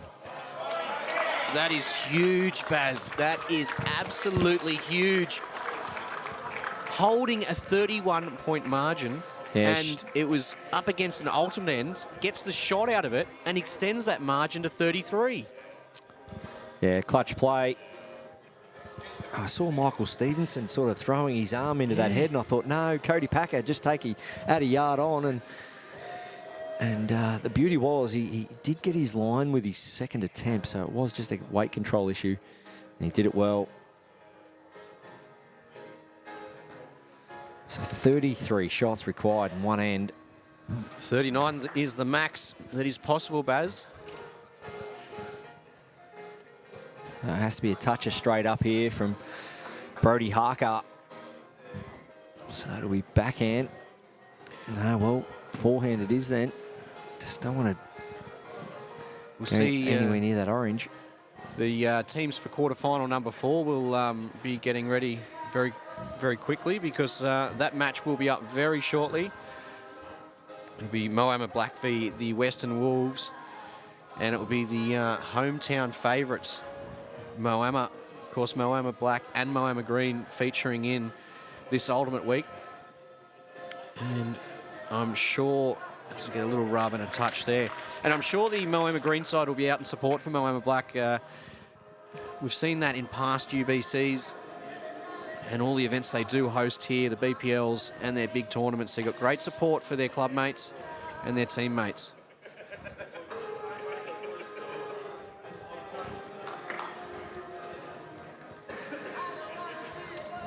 Brody Harker, no dust on his bowl just yet. So that'll it's be impossible it now, isn't it? So we'll wait to see how much of this final end they do play out. But it will be the Adelaide Heat progressing. So they're the first team to book their spot in semi-final number 2. The Adelaide Heat. And Baz, that last bowl from Cody Packer on end number 4, that was something special, and there was a lot of pressure on him. Yeah, he slammed the door shut. Just as that, there was a little bit of glimmer of hope there for the Raptors. Cody just slammed it closed and said, nope, we're off to the semis. And it was a great correction. Added the yard. Plenty of people around. Night 1, in for a long week. 3 events, of course. 280 grand up for offers. It's a big payday for a lot of teams that feature heavily in the finals. Great to see some new faces and new names. I'm looking around seeing players I must admit I've never seen or heard of before, and this event, especially if they feature on TV, is a good way to make a name for themselves. Yeah, it is great, and even such as the UBC wildcard, Baz, which gives people the chance who have gone in the draft but haven't been selected, still gives them a chance to play in the event. Either they can win the draw and become a team captain, or they can be selected by one of those team captains to play in an event. It's good. It's good to, especially those tuning in from around the world, UBC, get in touch, get involved. Nice shot there from Cody. And we've had Hong Kong, China involved over the years. Obviously, a lot of New Zealand teams. Bit of a swing and a miss there, but it's not going to really affect the outcome of this game because we know the Adelaide Heat will progress through to semi-final number 1. Their opponents, though, yet to be confirmed, as we will have quarter-final number 4 coming up straight after this match.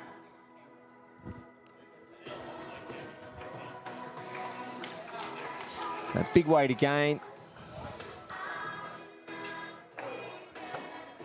Slides off the front. It'll be first and second to the Adelaide Heat. They will extend their lead and extend their event here. Event 1 of UBC 25 Ultimate Week at Moama Bowling Club.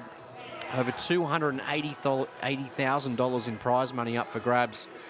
And what they've just done, Adelaide Heat, is confirmed a progression through to the semi-finals, which means a minimum of $10,000 they'll be walking away with. Cash money, that's what it's about. But the players, I think they're just, especially event 1, just trying to work out the combinations and, yeah, just getting a feel for the conditions. And I think Michael Stevenson's a little bit of a silent weapon at what I'm seeing so far, just being able to put the bowls in there and really set up for his skips back end. So lead bowls, touches, crossovers, that's the key. Yeah, we noticed him in the previous Ultimate Week where we held at Dandenong Club. He was in one of the wildcard sides and he skipped most of the games. But you saw, like, it was a bit of a highlight reel for him. As you said, not that well known, but that was probably the stage where a lot of the Australians started to get to know who Michael Stevenson was. Yeah, and we're probably the key to some of these players as well is they might have an indoor at their club or a synthetic or something, so they're a little bit more match fit. And yeah, what are we now? Oh, we're December now, but some players as they come overseas and so on, or they might be coming off grass greens, just trying to be conditioned for a 33-game event on artificial only. So yeah, it's not easy. Okay, Baz, the beauty here is it looks like we're about to be joined, and we are joined with Cody Packer. Codes, well done, mate. What was going through your head? End number 4, last bowl. You had a nice, comfortable lead on the scoreboard, but you were ultimate ended against. I'd spooned 2 and I owed the lead one. Pretty much what went through the head. And like Baz and I saw from up here, we thought Michael actually called you on some weight down through the middle, but you just had to back yourself to draw the shot. Yeah, he gave me the 2 options, and he's pretty good at that. Like, he's quick to sort of give me what he thinks is the 2 best options, and then just backs me in to play whatever I see. And you played a couple of big bowls early in the match to give you that sort of springboard to have that big sort of lead after 2-3 ends. Were you confident of going all the way, or you knew they were going to fight back? Oh, we played them in the earlier rounds, and we knew they were always going to come back. Like, they're 2 quality players, but we sort of stuck to our game plan that we sort of set out there before we went out there, and it just paid off, thankfully. Through to semi-final number 2, what's your plan between now and then? Chill out. Yep. Watch the bowls. Are you going to watch the bowls, yeah? I might watch some on the screen. I don't like to sit ringside too much. So Yeah. then come out fresh and go again. No, well done. Thanks very much, and good luck in semi-final. Cheers, boys. It's great to have the access to the players straight after the matches. Love that. Baz, here we go. Quarterfinal number 4 first, and we'll head to Al, who will introduce the teams. Okay, that's 3 of the 4 semi-finalists decided. The winner of this game is going to go through to be the 4th semi-finalist. We have Moama Black, Nathan Black, Alex Marshall, and Cassandra Millerick.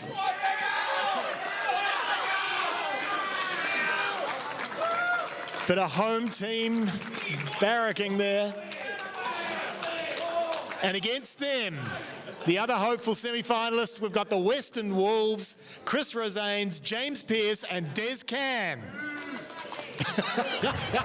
I think I know who the crowd's supporting. Thank you, Al. And we are ready for our last quarter-final. And the matchup between the Western Wolves and one of the home sides here, Moama Black. Chris Green just takes a little bit of a breather ahead of a couple of big semi-finals. Barry, good to see you, mate. And, well, we've seen a bit of a trend in the first 3 quarters, haven't we? Teams jumped out of the blocks, a little mini resurgence, but it's just proved to be too big a mountain to overcome So maybe this one will be a little bit more of a cagey affair, but from what we've seen so far, fast start, it's what it's all about. Yeah, let's hope so. Let's hope that, yeah, it's a sort of a fairly low-scoring, even affair, the first few ends to keep us intrigued. But, yeah, throughout the tournament the last 2 days, Chris and I were just talking about it, that quite often, most games, a team's really come out and really strangled the game and almost put it to bed the first 2 or 3 ends. And I think that little bit of a change in the conditions of the play. We've got a little bit more room to work with our mats. We can put the mat up and down a few different meters in this particular event. So I don't know if there's something in that, or once again, just a bit of mental application early in a game, knowing that you've got to give your bowls a chance. Really search for the chalk, search for the crossover. So the team of Moama Black barely need an introduction, certainly when it comes to Alex Marshall. Cass Milrick's been playing some fantastic bowls. Nathan Black's obviously going to team up with Alex here in this one. And for the Western Wolves, who finished third in Section A, have come through the preliminary final stage, defeating Bundoora 74-52. Chris Rosanis has been leading off for them and teaming up with Desi Can. So what's your feel on this one? Baz, who, if you're putting your hard-earned on, are you looking at going through to a semi-final here? A little bit of local knowledge. Alex Marshall, he's spending a bit of time out here at the moment. He's played on this rink many, many times. Bit of home crowd support. But Desi Can, he's coming off a Broadbeach five-a-side win a couple of months back. He seems to be in pretty good rhythm. And Chris Razan's down there at Devonport last week in Tassie, winning the Australian fours. So all 4 players in pretty good form. But Nathan Black, he is very versatile, but he does play, I feel, his best bowls back end. So the fact that Alex is playing back end, well, say no more, he deserves that honour. But just being interesting to see how Nathan goes up front leading against Chris. Yeah, and look, no disrespect to Nathan.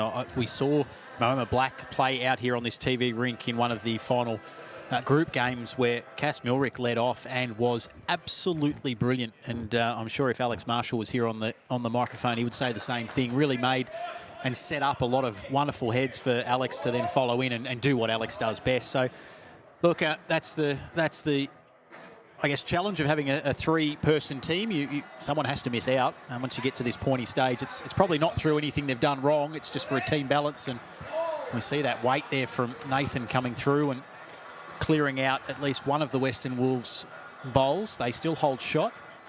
No score on the board yet in this 4th quarter final. Yeah, Cassandra, well, she's probably in career best form, really. Rock solid player. She just had a really good BPL recently. I mean, she's Australian Jackaroo, say no more. So she's around. She's always around the mark. So she gets the job done. But when she's not playing, enter Nathan Black and Alex Marshall. So you'd expect them, if they don't win this game, but if they do, you'd expect them to keep pushing on throughout the tournament. Yeah. Like you're alluding to there, Baz, it's a good problem to have 3 star players to pick from. This looks pretty good from Nathan. Just slides through a smallest of gaps. I'm not even sure if he was trying to do that, he could, but that's how it plays out. And first points on the board to the Western Wolves, courtesy of that lead shot, as the players will now cross over and we'll hand it over to our skips in Alex Marshall and Desi Can. Apologies if obviously Greenie covered off on this with you already, Baz, but the transition from the main green to the TV rink, how did you find that in your experience, the pace differential, maybe a slightly more of an issue with conditions coming through, gusts of breeze and the like? Did you see there was a significant difference it took a while to adjust to? Yeah, the hardest rink on the venue, almost our first toucher. Well, almost. Tried its best. Definitely the hardest rink on the venue is rink 2, which is the most western rink, and that's north-south. So that's somewhere near that western fence of the venue where the breeze comes through. I've been coming to Moama for over 20 years, and you get some great westerlies, some real strong westerlies, and that's definitely playing to be the hardest rink. But as we switch around to the east-west direction as we are now, you can see that UBC banner in the background blowing around a touch. It's a little bit more protected. So, but the pace on this rink would be I like to talk about pace in feet. I reckon this is about 5 to 6 feet quicker than the day green. Okay. Just a bit more finish. Yeah, and naturally, if you're not playing here as regularly as you are on the main green, that it will take a little adjustment. Something we've heard from a number of players. Alex Marshall will just slide underneath. So it is still the Wolves holding first and second shot. Maybe, well, it's pretty tight for second, but I think the Wolves still have it. Now Des can. So perhaps as you hoped for and predicted, Baz, we might get a slightly more tight affair to kickstart this one. This opening end has been a little bit of cat and mouse from both teams. Desi drawing another, so that's actually not any better. Yeah, Nathan Black aiming to the frame there, or how the head's a bit squared up now, so there's no gap there.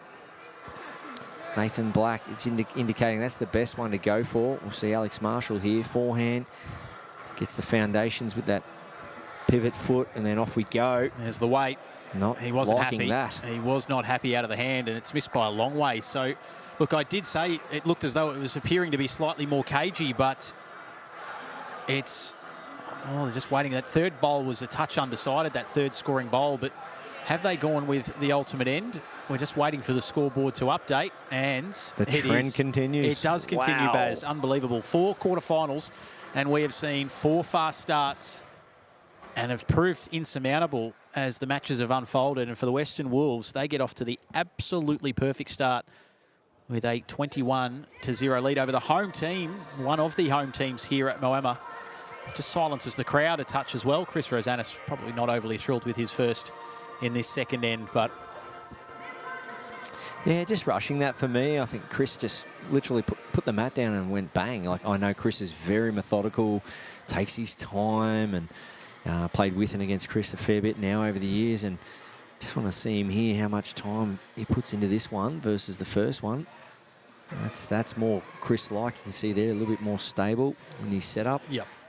Yeah, and it's such a key component to your game, trying to create the rhythm yourself versus hope that it enters your game. But nice speed, much better speed, just pushing it a bit higher there. So yeah, I guess people listening in and watching in, knowing about the shot clock, could see that as a perceived pressure to get to your routine and your mat quicker. But it's not really. These guys are so good, and girls, at what they do. They've already got these routines down pat. So 30 seconds is a lifetime. Very rarely do we see the clock get anywhere near running out. That's brilliant there from Nathan Black, though. So they're on the board, the Moama Black, and you can see that just brings the crowd into it.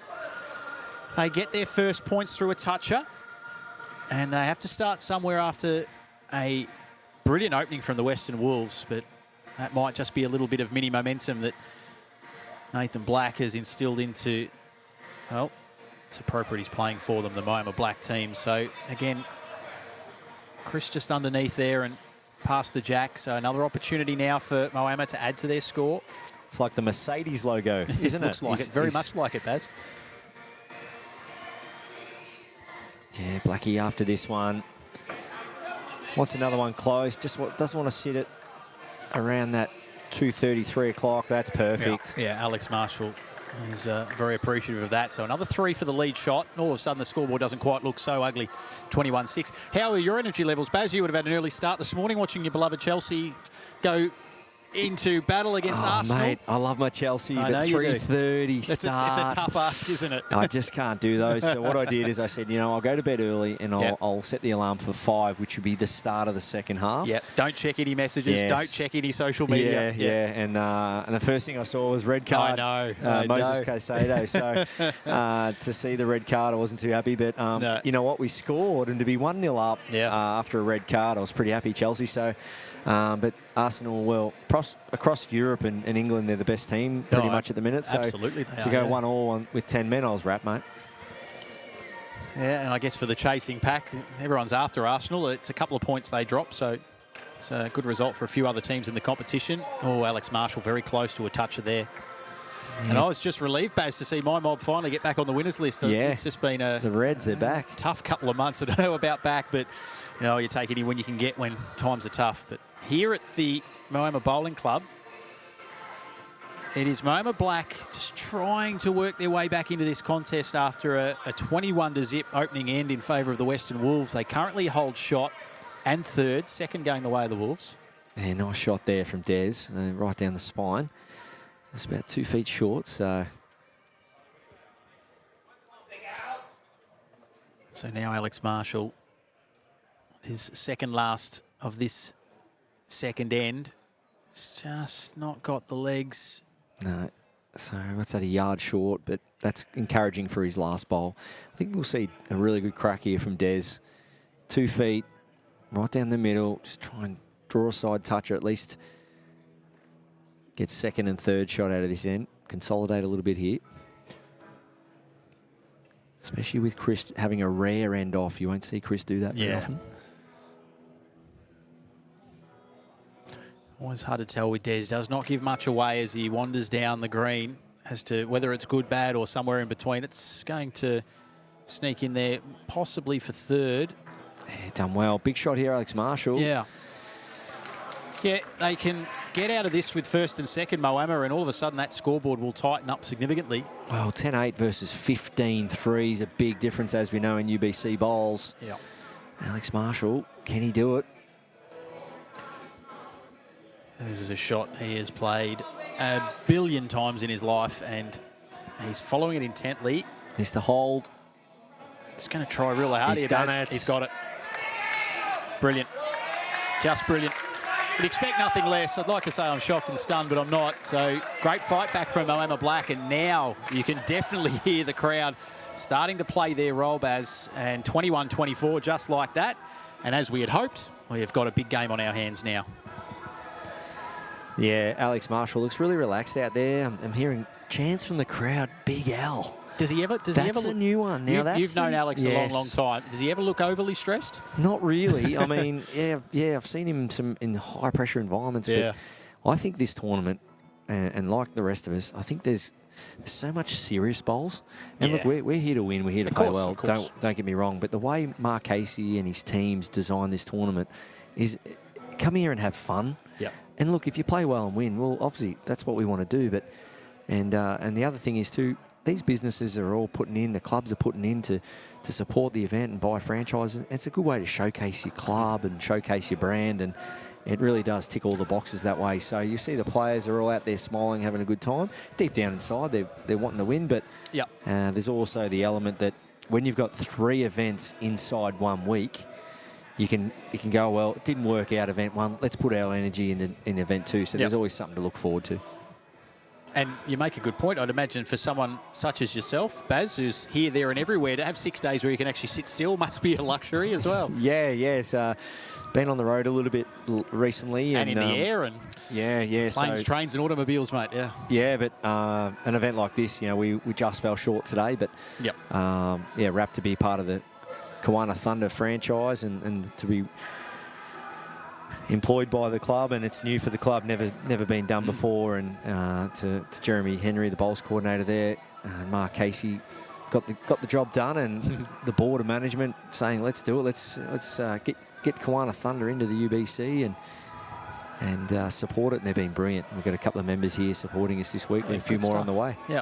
Now we've seen a few new franchises come into the mix for UBC 2025, and one thing we've noted with this event is once you're in, it's hard to get out of it because it is so much fun, like you said, and it's a great opportunity to showcase some of the best bowlers in the world, but also showcase your bowls club and sometimes your business, what it can do, and obviously to a big audience either on the streaming or Sky Sports New Zealand. So it's a bit of an indifferent end there for the leads. It's another 3 to Moama Black, so... Yeah, not quite once again. Like Blackie's got those 2 feet away, but no one really nailing it. So I think it does open it up for the skips quite well here to change the setup of this head. But just getting back to that, Benny, there's a lot of money in lawn bowls. The clubs and the sport, and to see these clubs and businesses investing back into the game, and it's so good to see. And I'm a big fan for that. So clubs out there going, we might be turning over a bit of money, and they're putting back into the sport and into the sport of bowl. So it's great to see, and more of it, the better. And I imagine, Baz, even though you've played everywhere over the world, you've played with and against some absolute superstars of the sport, a chance to team up alongside an icon like Jeremy Henry, you're not going to pass that up too often, eh? No, and you got one of the biggest bright young superstars in the sport, and Kane Nelson. Yep. I actually nicknamed him Sugar about 4 years ago. Yeah. And when I hear people call him Sugar, You're pretty chuffed with that? I take that, yeah. It's always nice when one sticks. But yeah, Alex Marshall, toucher here. Yeah, it's on Jack track. down the line. Got it. He's got a toucher at least. Now, I just rolled out for shot bowl. You saw the little bit of frustration from Nathan Black. It was a tremendous bowl. He gets the 3, and incredibly, Moama Black are in front now. But it was the Wolves who do hold on to that shot bowl. Still a bit to play out in this third end, mind you. And Desi Can, he's just hung that one out a touch wide.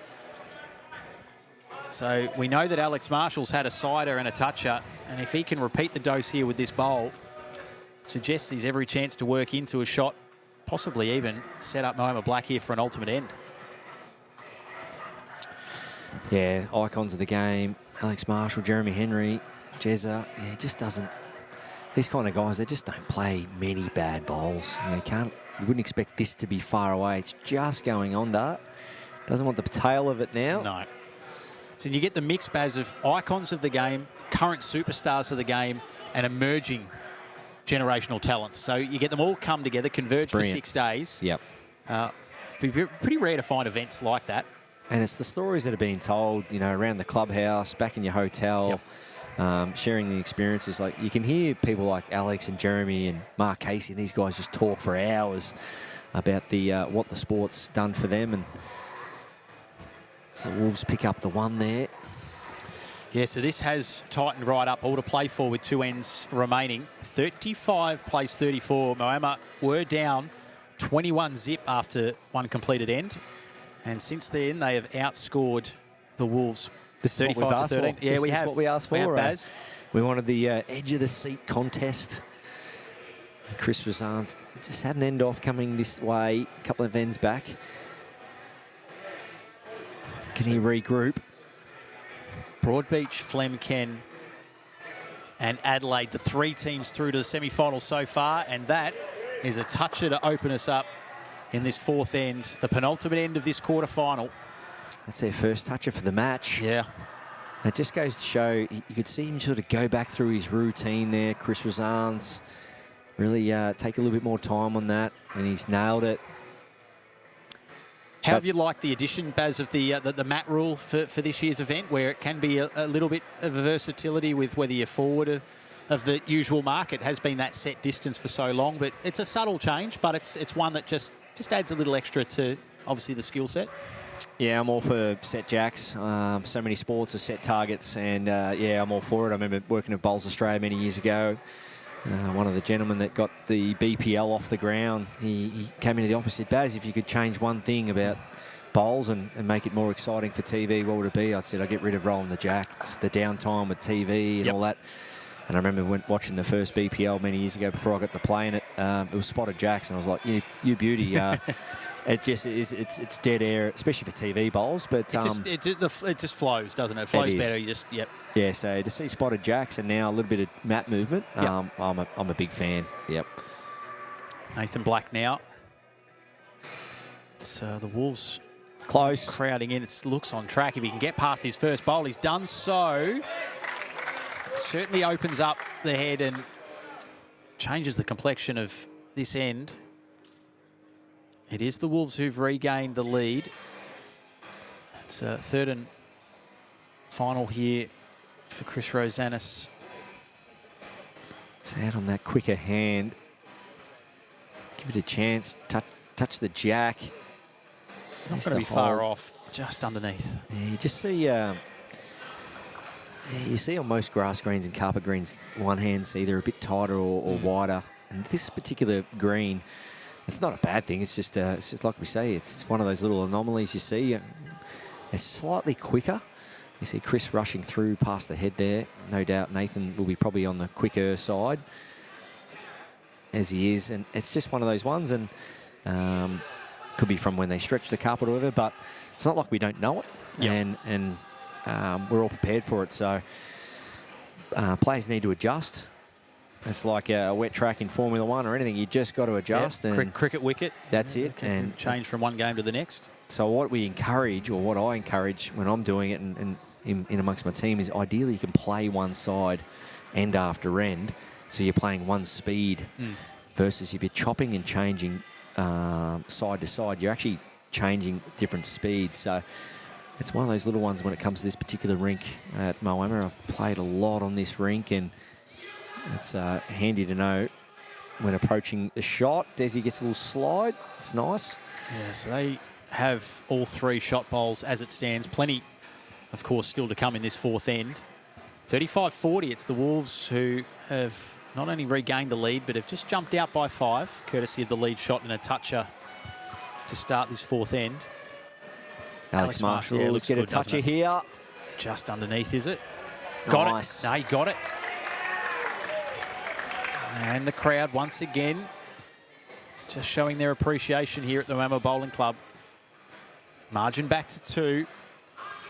Geez, if you had to pick a winner from here, Baz, I mean, it is essentially anyone's game.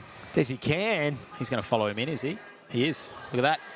Oh, he's Amazing. made a couple. Des can. Yeah. So good luck picking a winner here. 43 plays 38. Margin back out to 5. Alex Marshall has 2 bowls to come in this fourth end. It's the jack now to the back of the green. So adjustments having to be made all round here.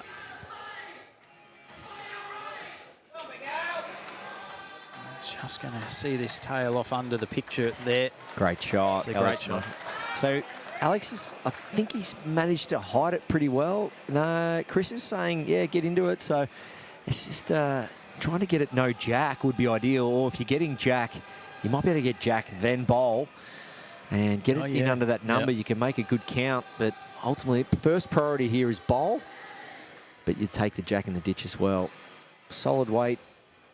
Des can. Forehand. He's stalking this.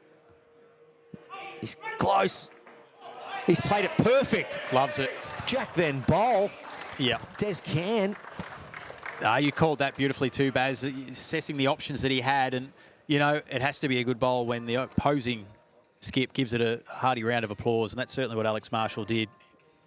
Great bowlers appreciate good bowling, and that was superb from Des Can. Back-to-back like touches that, for Desi. Margin goes out to 8, and they hold first and second with just 1 bowl to come in this fourth end. Yeah, key to that shot was playing enough that if you got the jack, you got the nearest bowl on the exit. So now Alex Marshall just wanting to get as close as possible to the edge of the green here. Needs to rush. Nathan Black's happy. Yeah, he will get in for second, which just keeps them in it ever so slightly more. 16 the margin as we turn for home. That was, I think, when we look back on this game, and look, there's still a bit to play out, but that bowl from Des Can may prove to be a match-winning one. You just see Chris Rosan's routine here. A couple of swings of the arm. Nice wide stance, good balance. He just gets forward with the torso a little bit, and then that nice smooth release. Very good structurally. Keeps his head still, no lateral rotation.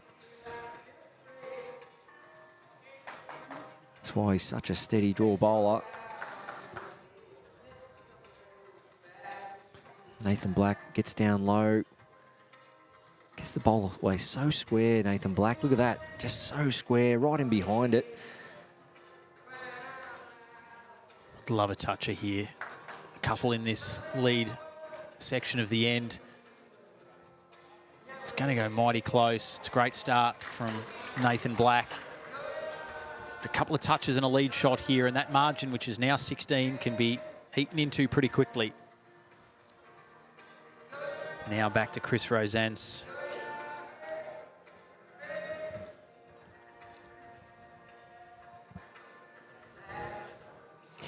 He's close here. Little touch. Tell you what. That's perfect. And a little flop to go with it. Yeah. Chris Rosan's. Yeah, touches were important for Moama Black, but equally as important for the Western Wolves. Now extend that margin out to 19. This is where it starts to get into the really tough territory now for Moama Black. Yeah. Nathan Black has to either get a toucher here or win the crossover.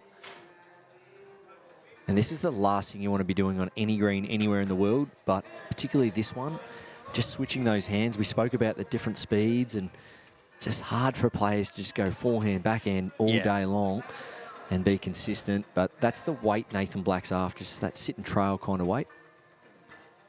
Yeah, the game's so much about rhythm and consistency, and like Barry said, if you're chopping and changing, makes the task all that harder. These players are certainly up to it, but they'd prefer, as per the words of Barry Lester, but this could be academic shortly. Well, he's got a toucher, which is a huge 3 points. They'll take that, the Wolves. They may have conceded the lead shot here, but with the margin now, that's now at 22.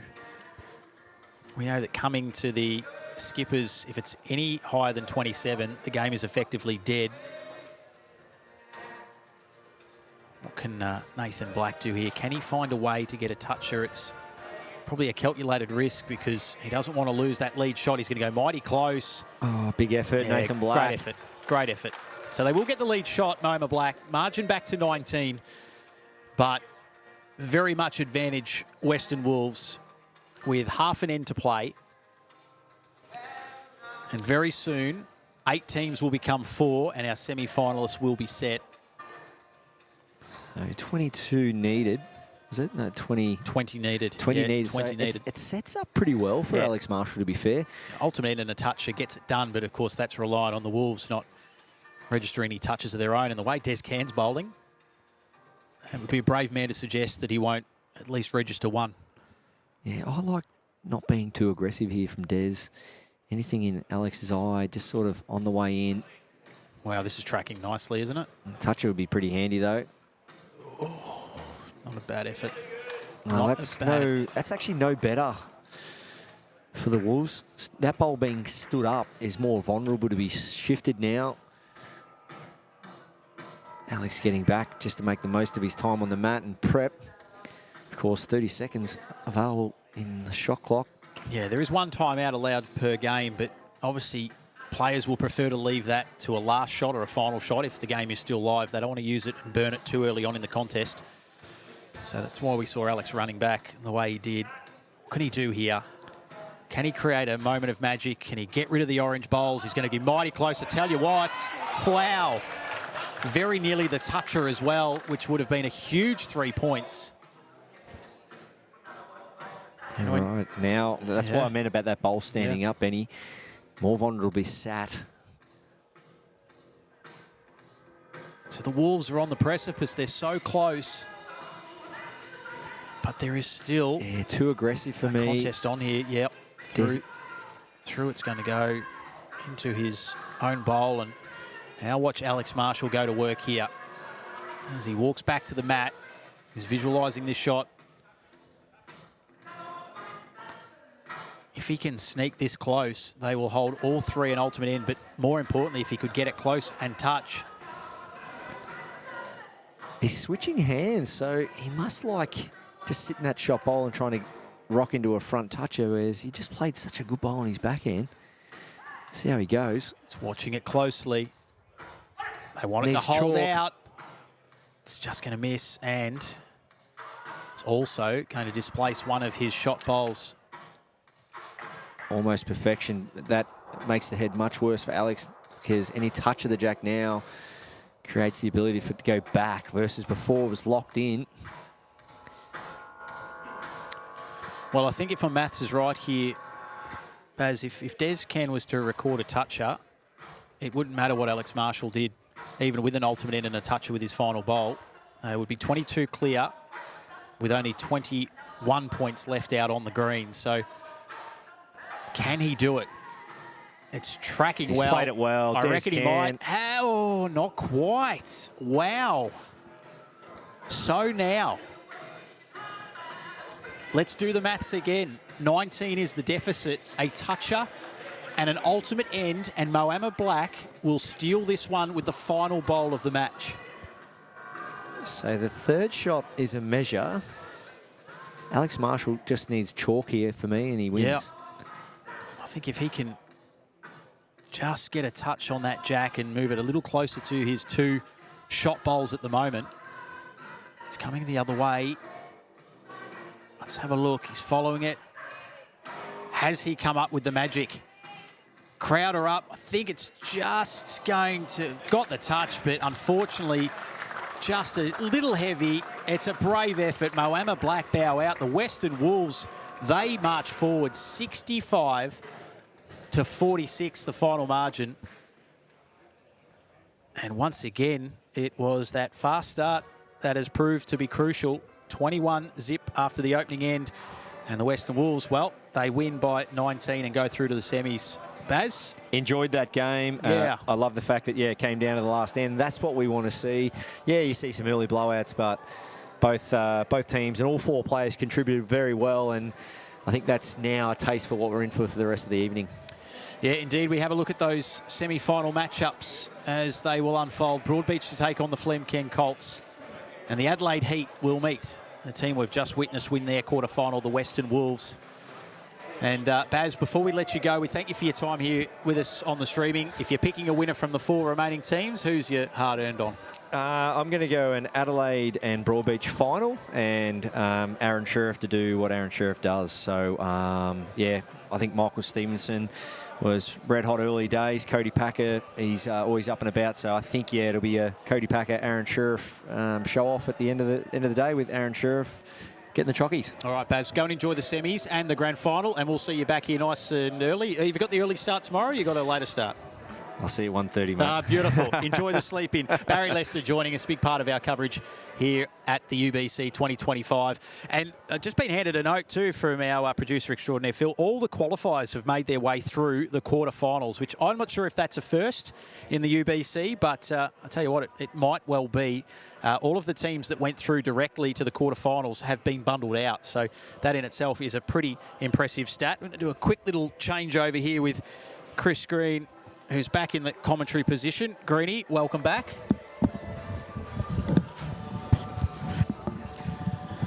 Thanks, Benny. Aren't we being treated tonight? Like, Marshall had that chance with his last. He's got the jack. It was just the jack movement. But it's quite remarkable, as you just stated, that all the teams who had topped their section, first or second, have been bundled out in the qualifiers. The teams who have gone through the hard way, through the preliminary finals, they've progressed through to the semi-finals. Yeah, I won't call it the quarterfinal curse, but perhaps having that extended break, and we've talked about this at length over the last couple of days, perhaps having that extended break between matches. I think for most of those bowlers, the teams that did top their groups, their last game would have been around 1:30. So, you're not playing again till 4:35, 5:36. So it's a big gap between matches. Look, take nothing away from the winners, mind you. And as we've seen in all four games, fast start has generally got the job done. So now we're set for a couple of cracking semi-finals. Absolutely. Semi-final number one. The players look like they're ready to rock. It'll be Broadbeach and the Flemken Colts. So let's head down to Al, who will welcome the players to the rink. Okay, we're nearly there, folks. This is the first semi-final of UBC 25. It's the Broadbeach Bulls, Mitchell Mears, Aaron Sheriff and Sean Ingham. You can clap. And they are playing the Flemken Colts, Cohen Litfin, Matthew Lucas and James Webster.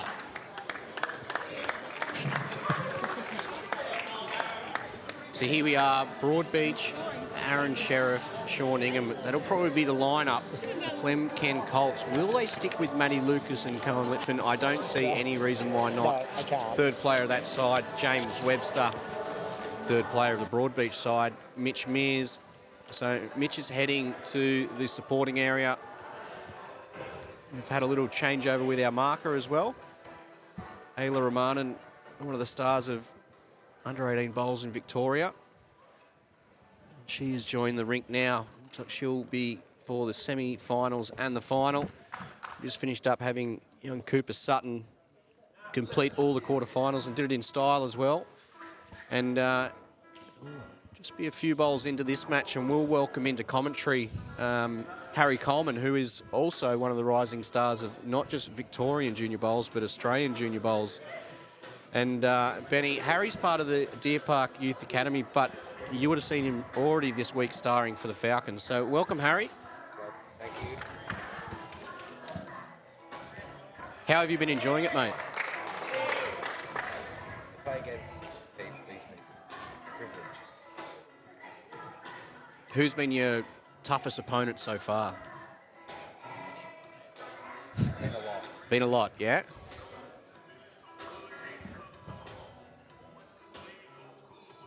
What's your favourite thing about the UBC, mate? What have you really been enjoying the most about it? Fast format, yeah. Hey, you've done well, mate, and you've what you've actually achieved over the last couple of years. Just had a couple of little technical difficulties there, but we've got you back now. You were talking about the fast-paced format and how things can change so quick, but you've been able to evolve, and the experience you've just gained over the last day and a half has been amazing. But what you've achieved over the last sort of 18 months and how we've seen the growth of you personally, I think it's quite amazing, and it's a testament to all the hard work that you're putting in. Have you got any goals for the next 4 days? So event 2 and event 3, what are the Falcons looking at? Obviously trying to make the finals. Is that the first goal? Definitely. I think we're just going to try make finals and go from there. And the good thing was you had a couple of bonus points too the first event. So even when you did lose a match, or if you were close to a draw, you held on all the way, and you got to that crucial 63 points, which obviously means there's a lot of touches involved because you are scoring the points. So you guys have combined well. You played with Dean before. Have you played with Benny Hubbard before this week? No, this was the first time. Okay, so that's good. So that's one of the things that we quite often see with the newer sides and newer combinations is it does take a little bit of time to gain sort of the knowledge of how someone else plays, especially when it's such a quick format and it's changing so quickly, and you've got to think about all the scoring. How have you been with the scoring, mate? You're pretty good at school with maths? Sometimes. Sometimes. So, well, this is only going to help. So, a week off school here, but you're getting all your maths work done. Definitely. Who's your tip for this match, bud? Hard to go past Broadbeach, Nugget and Omar. Pretty strong combination. Did you play either of these sides? We played Flemken. I think we lost by 40-ish. And last question for you, mate, and then we'll get to a bit of the bowls. Which colour is your favourite? Do you like the blue or do you like the orange? Probably the blue. Yep. Felt like I bowled a bit better with them. What bowls are you using, mate? Henselite XGs? I tried the XGs for the first two and just found they weren't getting that nice arc, so I went to the Tigers and found them very good. Mm-hmm. Well, no doubt we'll see a lot more of you, and we'll see plenty this next 4 days as well, because there'll be a couple of live stream games, and hopefully you're strutting your stuff on the TV rink. Here we go, Cohen Litfin. Good shot there. He gets the shot out of it. So it'll be first and third to the Colts. Sheriff still with one bowl remaining, and then Cohen will have the right of reply. Has a good chance on the forehand here. Turn his own, trail the jack.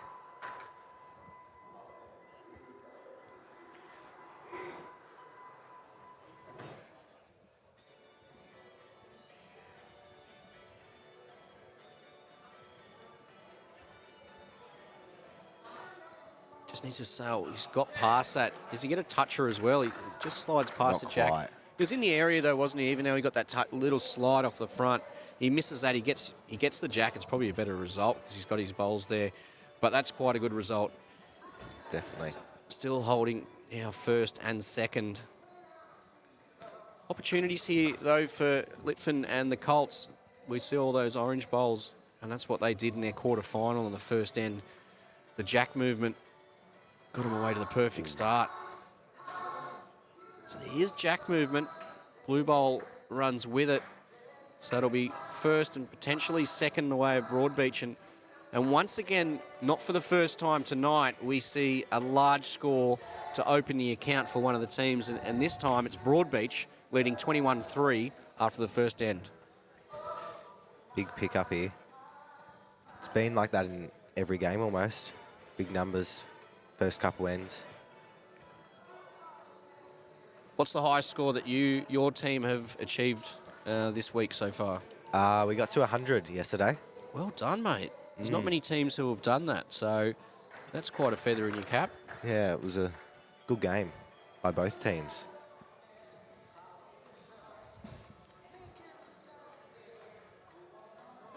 Have you got the early start tomorrow, or have you got the 1 o'clock start? We got the early start.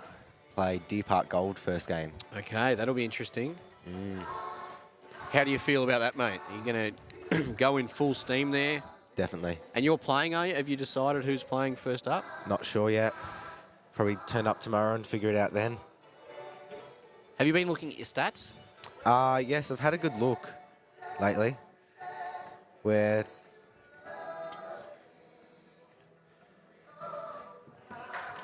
we've tried a few combinations.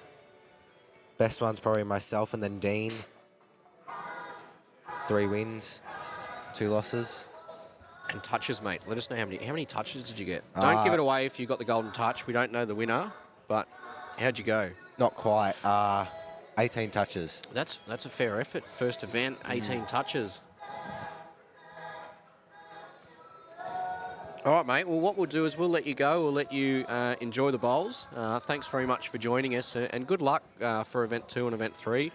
You did extremely well Event 1, and we look forward to seeing you in the finals of the next 2 events. Hopefully. Thank you. Good on you, bud.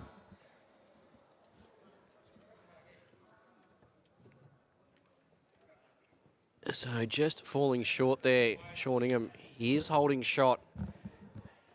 And Benny, once again tonight, a big opening account for one of the sides, N1.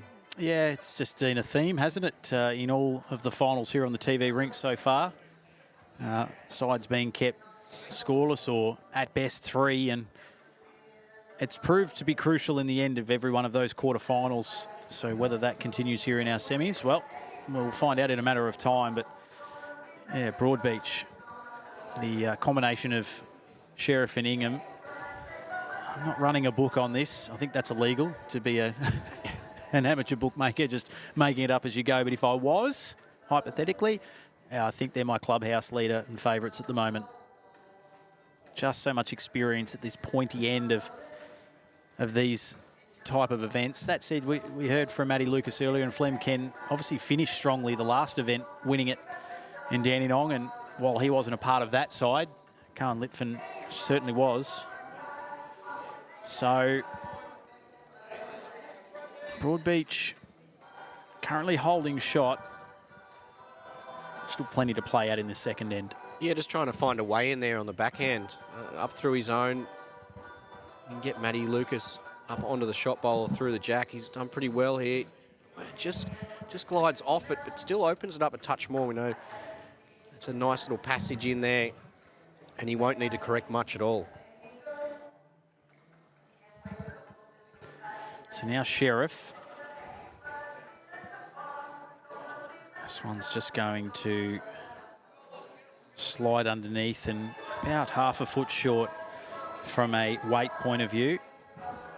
Now the weight, speaking of which, from Litfin. Oh. Well, he's got a very fortunate result there. He's done very well. Not potentially what he was aiming to do, but at the end of the day, you do need an element of luck in this format. And the bounce of the jack or the deflection of a bowl can be the difference between holding an ultimate end or even going down an ultimate end. Yeah, and even though it's off screen, his last bowl has actually stayed in bounds, out near the peg. Probably jack high with the tee. Oh, Sheriff. So he's got the kill, but the 2 orange bowls that he's connected with have actually progressed towards the tee, which the respot will be placed on.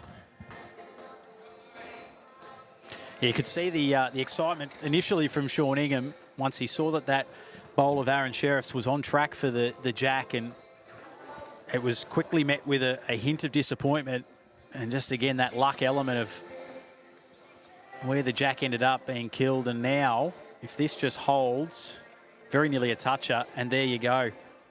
We have an ultimate end. I think that's going to be confirmed. And the score is now very, very tight. So instant bounce back from the Flemken Colts. They desperately needed that. It's now just a 3-point ball game. Yeah, it was a great result for them, and probably didn't bounce back as quickly there for Sheriff. A bit unfortunate with his result. What it's done is the Colts are right back in this match. Yeah, so Broadbeach winning the first end 21-3. And in the second end, an 18-3 margin in favour of the Flemken Colts.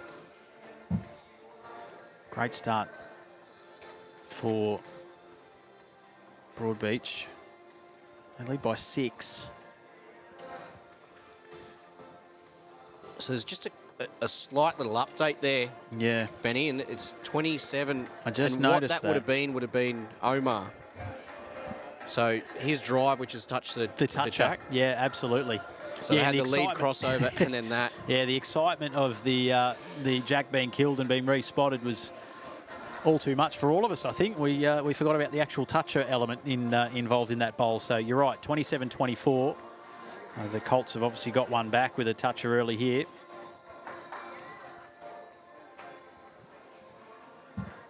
So that margin, as we suggested a couple of moments ago, albeit having the scores slightly off kilter, is back to 3. Matty Lucas holding the lead shot. Not sure this is going to get any closer, but 3 positioned bowls there. Be pretty happy with.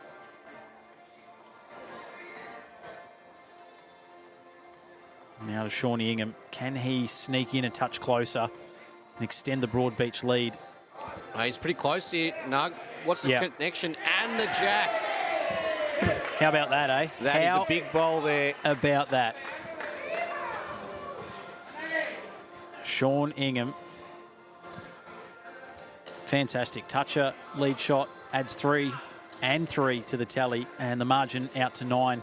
Halfway through this match, this first semi-final, event 1 here at UBC 2025 at the Moama Bowling Club. Benny, that's why he's so destructive in that position as well. He can play those nice weighted shots. He's always attacking and he's always in the area. Quite often you see with his third bowl of an end in the lead position, he is scoring points. Oh, this is not bad. Oh, just missing the jack on the way through. It took the wick from that front blue bowl. Cohen Litfin just missing the jack as it sailed past a whisker in it. Now Sheriff. This looks good. This looks great. This looks like a toucher, but has just promoted the jack onto the orange bowl of the Flemken Colts, and while he'll get the additional 3 for the toucher, it does give the Colts shot bowl 12 the margin now. There is a slight passage in there. Cohen's going for that right now.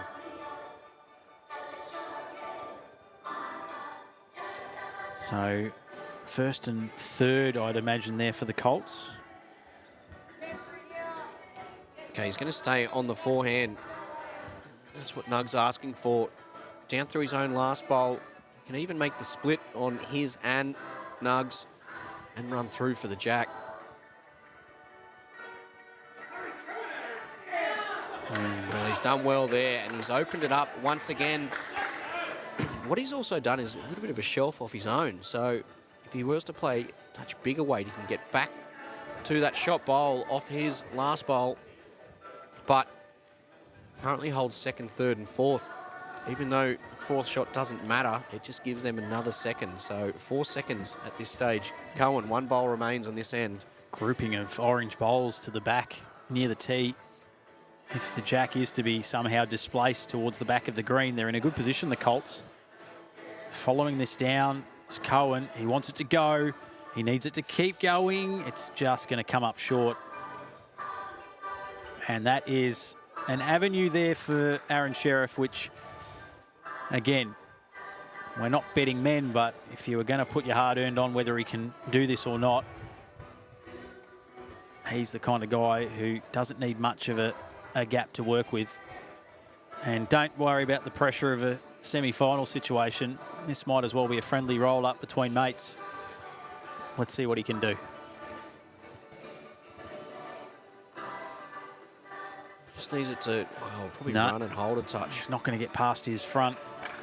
So we have a really good contest on our hands here. It is, you know, still a good result for Broadbeach. They only cough up, I guess, effectively 2 off their lead as a result of the Colts ending up with shot at 44-34. And the margin is 10. 2 ends to play. Semi-final number 1. The winner progressing to the grand final with a guaranteed $20,000. But of course, the major prize of $32,000 is what everyone is chasing. And for the beaten semi-finalists, they will walk home with a $10,000 check. Which, as we said, for the players, as a minimum of 10%. Yes. That's a nice couple of days' work. Absolutely. Even just taking the grand from the quarterfinal kitty. And you never know, one of these players could also be the Golden Touch winner. Could be. All will be revealed following our Event 1 grand final. Oh, very close to it. Toucher there from Shawnee Ingham. The Bulls by 10. It's the Bulls and the Colts.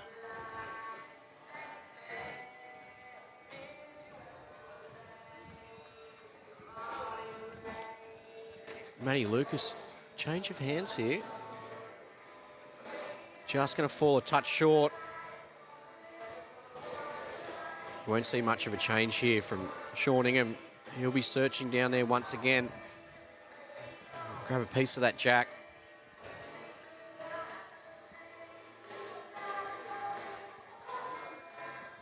Just touch on the high side there, Benny, but finishing in really good areas. It's one of the big things too for a player like Aaron Sheriff is he'd hate short bowls. Doesn't want to get anything in his way. Anything past the jack's always going to be good because he'll back himself to move that jack if needed. Yeah.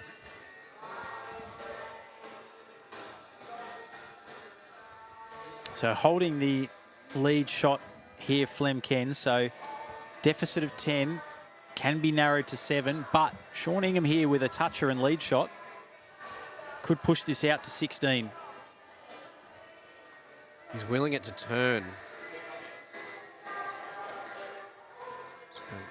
Just that little bit of weight just did hold up. So it'll be 3 points there to the Colts. Nuggets won't be too worried about that. He's put him in pretty handy areas, and he's also got the tee covered as well. Scoreboard just confirming there, Flem Ken, with that 3 additional points to narrow the margin to 7. Now the skips, starting with Cohen Litfin.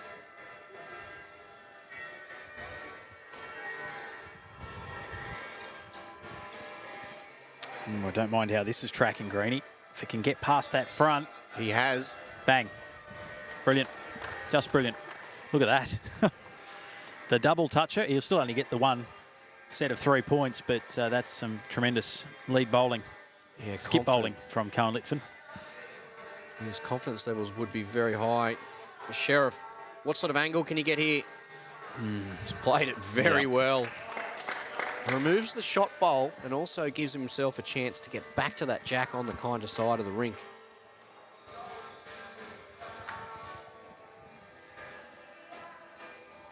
This one's going to be just a little tight from Cohen. Couldn't repeat the dose of the first bowl of this 4th end.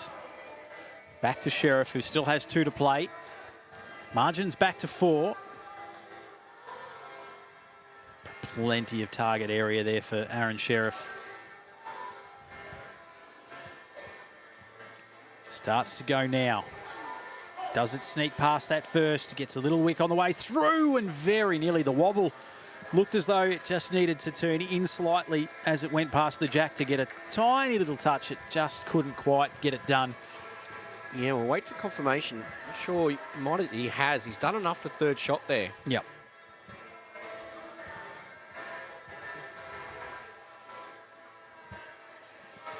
Plenty of vacant real estate near this jack. Instructions from Matty Lucas to his skip. So this becomes, as they all are at this stage of the tournament, a big bowl. Get past his front. He does. Can he get the touch? Not quite, but that is a fantastic effort. And now first and second. We've talked about the difference between a first and, well, just first and then the opposition getting second and third. It doesn't quite get you the reward you deserve for effectively winning an end. Only a gain of 2 points at the moment. They own 15 of them, and Broadbeach just the 3. But, of course, we know with Aaron Sheriff, one bowl to come, it could look very different in about 7 seconds' time. Yeah, back to the forehand. Solid weight, needs to get past the front. He does get past the front. Oh, my wow. Lord. Us and the hundreds here at Moama have just got their hands on their heads and have gone up, down and up at the same time because, as you saw on screen, a huge shot. And how could you even explain that, Benny? The Jack has ricocheted around and the Colts still hold first and second and potentially third. Yeah, the measure's coming out for third. The toucher for Aaron Sheriff hasn't been added to the score yet. So if we just assume that will go on in a moment, 47-40, but the Colts hold at this stage 15, possibly 18, and they have got, I believe, the ultimate end. So, wow. I mean, you talk about the bounce of a kiddie and how much of a difference that could make. He could not have played that any better, Aaron Sheriff. And a little bit of pinball work. So there's the toucher, but there's the ultimate end going the way of the Colts. And wow, how things can change with the bounce of a jack. 58 plays 47, one end to play. Semi-final number 1. It's the Flemkeng Colts who lead it by 11. Yeah, just remarkable scenes there. He's played almost the perfect bowl and got the worst result possible.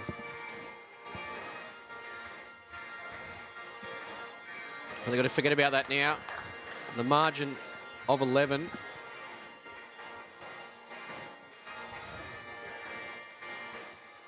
So they can start to eat into that right now with Sean Ingham as he leads away, touches 3 points on the changeover, and this will tighten up pretty quickly.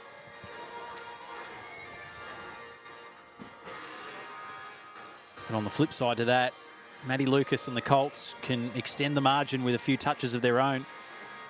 Make it really tough for Aaron Sheriff as we wrap up this first semi-final here at Moama Bowling Club.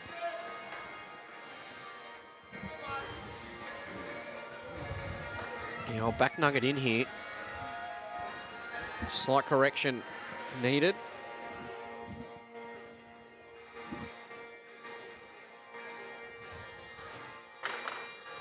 That's still just going to go under. For a moment there, I thought his track was spot on. It was only for a brief moment, and then bias came into effect and started to turn pretty sharply. So now, one bowl apiece for the leads. That'll see them out for this semi-final. Only one of them will march on to the Event 1 final. Matt not thrilled with that out of the hand, and it opens the door again now for Sean Nuggetingham. A toucher and a lead shot, and we will have a 5-point ball game with half an end to play.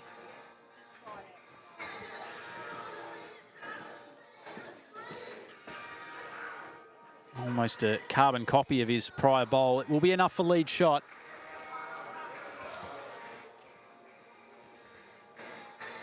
And it will bring that margin back to just the 8. So half an end to play. Semi-final number 1.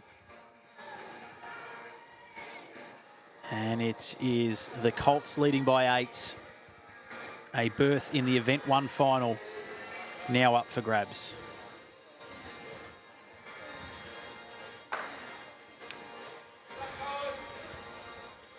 So, Benny, if you were a betting man, are you swaying either way here? You're still on Broadbeach? Or? No, it's hard to go against Aaron Sheriff, but I just think there's just something about the way this game has unfolded. I think the Colts are going to do enough. Aaron Sheriff here, just a little high.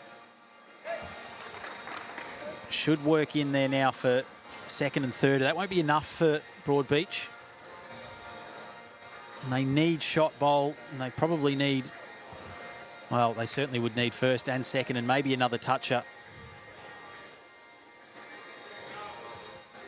Well, the stage is set. Benny, the stage is set. The jack is wide open there for this man, Sheriff. Yeah, he came up almost with the goods in that last end. And now, with 2 bowls to come for Aaron Sheriff. Second last is en route. He's following this closely. I reckon he likes it. I reckon he loves it. And that is why. He gets the toucher, but the jack once again seems to likes to head towards the orange bowls. So margin 5, but as we know, second, third shot for Broadbeach wouldn't be enough. It would give them an additional 8 points, which would take them to 61, but of course Flemken holding shot would go to 68. Still a bowl each to come. Timeout called by the Flemken Colts, so Cohen Lifton will take his time over his final bowl. Play here, Greenie. It's got to get another one in there. Let's see if he can do that. Chance to almost seal a finals berth. It's a great effort. So they'll have a real good look at this. Be tight for second, isn't it? So at the moment, it's the Colts who hold the upper hand. They've got 1 foot into the final, but with 1 bowl to come, Aaron Sheriff, dreadfully unlucky at that last end, goes with the weight. What's the result? Oh, Heels it's not off enough. The front bowl. Well, the Colts will progress through semi-final number 1, and they're the first side into the final for event 1. And Benny, it must be said, Aaron Sheriff played a couple of remarkable shots and got absolutely no result in that match. But to the credit of the Colts, they kept in it and they forced him to play the big bowls, and they had the bowls in the area. It's the incredibly fine margins we talk about. You can do everything right, execution-wise, off the mat, your delivery, make the initial impact that you want to, but then with the luck of the bounce, or the bad luck of the bounce, it can all turn pretty quickly. So, yeah, I mean, they're a wonderful team, Broadbeach. They'll be back here event 2 and 3 and will be one of the teams to beat. But, hey, take nothing away from the Flemken Colts. They've come through the Southern Stars, Deer Park Club Blue, and now Broadbeach to make it through to the final. They thoroughly deserve it. To now, they'll await their opponent. Is it going to be the Adelaide Heat or is it going to be the Western Wolves? We'll find out shortly. Yeah, well, look, it's an amazing thing too, because the Heat and the Wolves, whoever wins that match and makes their way through to the final, it'll be their first final. And the Colts, as you said, finished off the Ultimate Week we held last year at Dandenong with success, and they're probably just building on that. So they're one of those sides who they know how to win. They're a franchise who know how to win, and they've got the right players in the side. And I think they've found the combination which is really working the best. And that's not to say that's the best combination on both greens. James Webster's played some amazing games on the big green, but on this TV rink, this looks like a set combination. Yeah, you're absolutely right, and it's probably hard to find a reason to probably mix up the lineups when you're at this stage of a competition. You want to go with the momentum. You want to go with who's obviously feeling at any given time. But it'll be interesting to see whether Adelaide were to make a little change. I can see we thought Mitch Sidebottom was going to play in that quarterfinal. He ended up not participating, but he is lined up over there and he's half a chance. We might, Greenie, get a special guest just before we get to this last semi-final to talk about the one we've just witnessed. Yeah, I'll just have a couple of quick words with Cohen Litfin. And Colin, well done, mate. Congratulations. Thanks, mate. Into the final once again. Mate, a couple of quick questions. Obviously, that match, Omar played a couple of really big bowls. Yeah. And no fault of your own. The results obviously didn't go his way. But you guys have got to still consider yourself nice and confident. The bowls you put in the area, and you put the pressure on to make him actually play those shots. Yeah, you're right. I think we got a little bit lucky on the results, but we made him play those shots, so we're pretty happy with how we played. So if we're making him play those shots, you're going pretty well. Is it nice to get one back on Omar? You look back at the last couple of years of Australian Open singles where his record up there is unbelievable, and you've held match against him on 2 occasions. Yeah. A semi-final and a final, if I'm correct. Yes. And he's come up with the goods with his last bowl on both those occasions. Well, I'd rather an Australian Open, but yeah, no, it's good to get one back on him. But I always love playing against Omar. I reckon he brings the best out of me, so we always have good battles, and hopefully we can play a few more times. Beautiful. And you've got half an hour now, roughly, for this second semi-final we played. Are you going to watch the match, or are you just going to head away and relax for a bit? We'll probably go chill out for a little bit and come out and see if the rink's changed at all, and see what the other boys are playing like. Beautiful. Well, thanks again, mate, and good luck in the final. Thanks, mate. Cheers. Okay, here we are, semi-final number 2. Once again, it's going to be a blockbuster match. It's Adelaide Heat up against the Western Wolves, and we'll head to Al, who will introduce our team lineups. Okay, everybody, semi-final number 2. It's come down to this. We've got the Adelaide Heat, Cody Packer, Michael Stevenson and Mitch Sidebottom.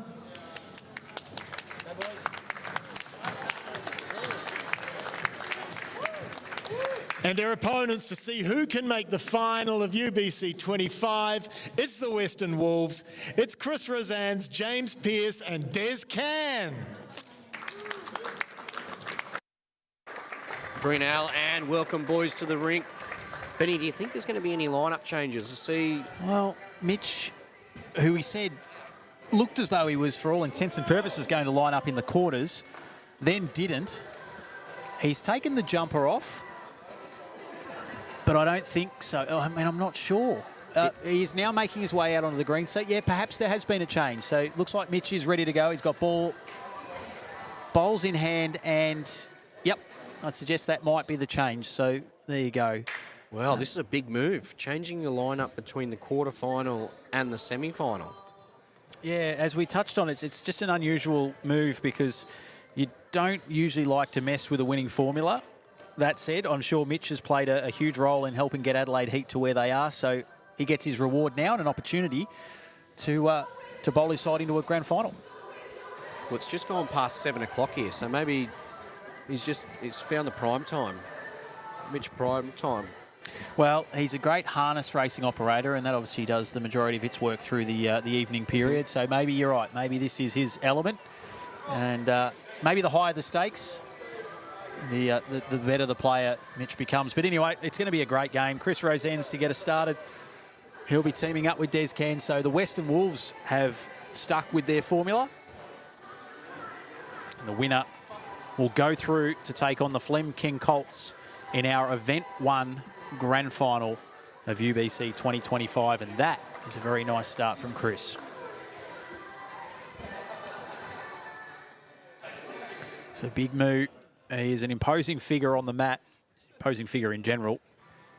But he gets an opportunity here in this semi-final. Send this one to the back. I think by the time this comes to rest, it's going to be almost on the tee. In fact, it pretty much is. Bang on the tee. You can just see it there at the bottom of your screen, covered up by the blue bowl there of Mitch Sidebottom. Yeah, finishing in good areas too. As you said, just the back with the tee there. We know Cody can play all the shots, and he's got a good runner on him, so if they do get in trouble at any stage, there's the security at the back already. Yeah, it was an unusually loose bowl there from Chris Rozans. We heard Barry Lester talking earlier when he was on the comms that sometimes maybe rushes through his routine a little bit. And this is going to end up being a very similar bowl for Mitch, his second. In fact, they're going to end up pretty much side by side. So, aside from Chris's first bowl, it's been a little loose from both players. Let's see the correction here. certainly won't, I don't think, be leaving this one short. Mind you, in this case, he may have just hung it out a little bit too wide. Still, pace much better. But big opportunity here for Mitch Sidebottom to get in closer and get the lead shot and get the scoring underway here in this semi-final number 2. Is he going to get it to turn enough? Don't think so. He's going to go right through the gap. And a very consistent grouping of bowls, but not quite the desired result for the Adelaide Heat. Western Wolves, first points on the board in semi-final number 2. Yeah, I wonder if the rink might have changed a touch since they last played on it as well, Benny, because it has got a touch cooler here. The crowd, I think, a little bit because Moama probably have has been had knocked out. There's a little couple effect. who might have headed back inside the clubhouse to watch from in there. So now it's to the skip, starting with Des Can from the Western Wolves. And he looks like he's going to find that gap as well. Just puts his first bowl out the back with 2 of Mitch's. Now to Cody Packer, who, as we remember in that quarter-final, played one of the all-time bowls, the final bowl of his 4th end. Just when Adelaide looked like they were a touch under the pump. Well, he looks the goods here. This looks a great start, doesn't it? Just shy. Just shy of shot bowl. But he's picked up where he left off in that quarter-final, you get the sense. Now Des Can.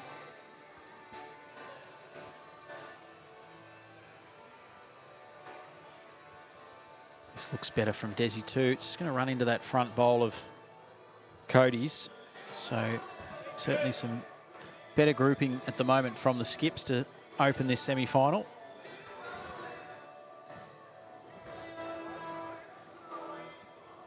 Now Cody Packer again. Expecting this one will get in nice and close. Wants it to turn, starting to go. Can he get a touch off that orange? No, he's just missed and gone through. Yeah, probably just moved a bit too much for him then, Benny. Would have loved to have held on to sit the bowl there. But look at all those blue bowls at the back there.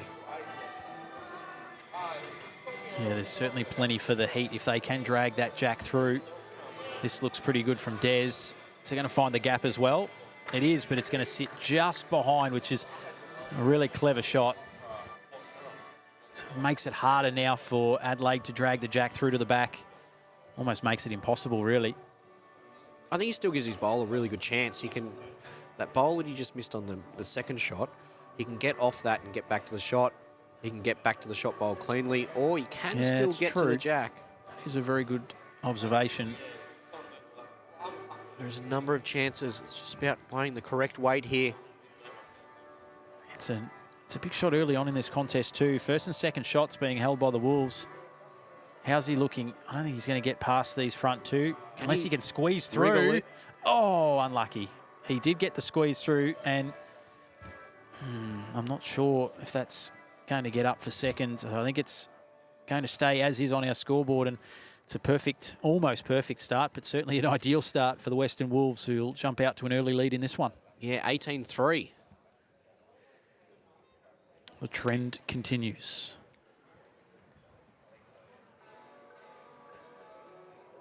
So I think both leads here will look for an improved performance in this second end.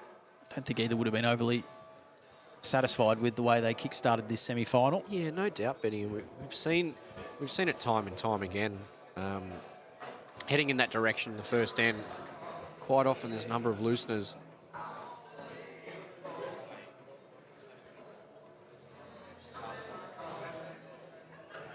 Mitch, another one of those players who doesn't really give too much away with the eyes or the reaction. This one's going to fall, slide in underneath and short.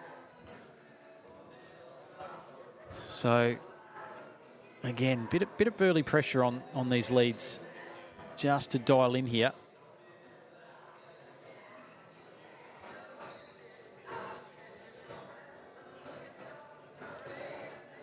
This looks better. Just needing it to hold up here a touch. Still moving a bit. It is, isn't it? The line was pretty much spot on. It's just that weight both of these leads struggling with at the moment. Can side bottom correct here. Certainly looks better than his first, but it's travelling as well. Can it take the jack on the way through? Gets it. Well, a little bit of something. A little bit of something there. 3 points for the toucher. Confidence booster there for Mitch Sidebottom. Yeah, the first toucher of the match as well. Take the lead shot bowl there too. So this becomes an important response for the Western Wolves and Chris Rosannes. I don't know if he's got the legs, has he, Greenie? Maybe. Gets a little wriggle off that. Still plenty of space here for Mitch Sidebottom to get in for lead shot, perhaps another toucher. And again, that scoreboard will look a lot nicer if you're an Adelaide Heat fan. Well, these are the ones you've got to capitalise on. When there's that much room to draw a shot, especially with a lead shot. Looks like he should. Needs to settle. Hold. Yeah, it has. Beautifully done. So, yeah, good recovery there from Mitch Sidebottom and the Adelaide Heat. He'll bring that margin that was 15 after the opening end now back to 9. But plenty of space to work here for both skippers in this second end of semi-final number 2. The winner to go through and play the Flemken Colts in our Event 1 final in about half an hour's time, maybe 25 minutes or so. Yeah, I reckon we'll have a pretty quick turnover between semi-final 1 and semi-final 2. It'll be really interesting as well, Benny, to see the side that stays on. So the side that wins this, if they can continue momentum. Well, that was a good question that you asked. I mean, I know we've spoken to a lot of semi-finalists from particularly that first semi-final over the journey. What do you do now for this half hour? It's not long enough to probably head back to your room and have a shower and freshen up. It's probably too long if you're just sitting here watching and getting nervous, anxiety building up. So it's sort of, you're stuck in a little bit of no man's land. I'm sure those players are used to it, though, and they'll find themselves a nice quiet corner here at the Moama Bowling Club and just talk about the plan of attack for the final, while keeping half an eye on the live scoreboard updates here. That's looking good from Des. That is your shot bowl right there. Not quite a toucher, but the next best thing to it. So now it's back over to Cody Packer for the Adelaide Heat. Yeah, needs to play this with confidence. Try and get to that shot bowl. Any movement on the jack himself, he can get it just down the line, a foot or so. It's turning. He could wriggle off his own. It's going to go close, isn't it? Oh, wow. He's done it, has he? Very close. Maybe not. Maybe not. Just looks as though Orange might have the shot there. And I think it's important here, Benny, for Des Can to try and play the shot before his opponents. He needs to try and draw a toucher himself, trail that jack. Trail it a foot, even if he gets it off his own. If he's wide, he lands the third shot bowl. Yeah, he's got 2 there. Nicely positioned out the back.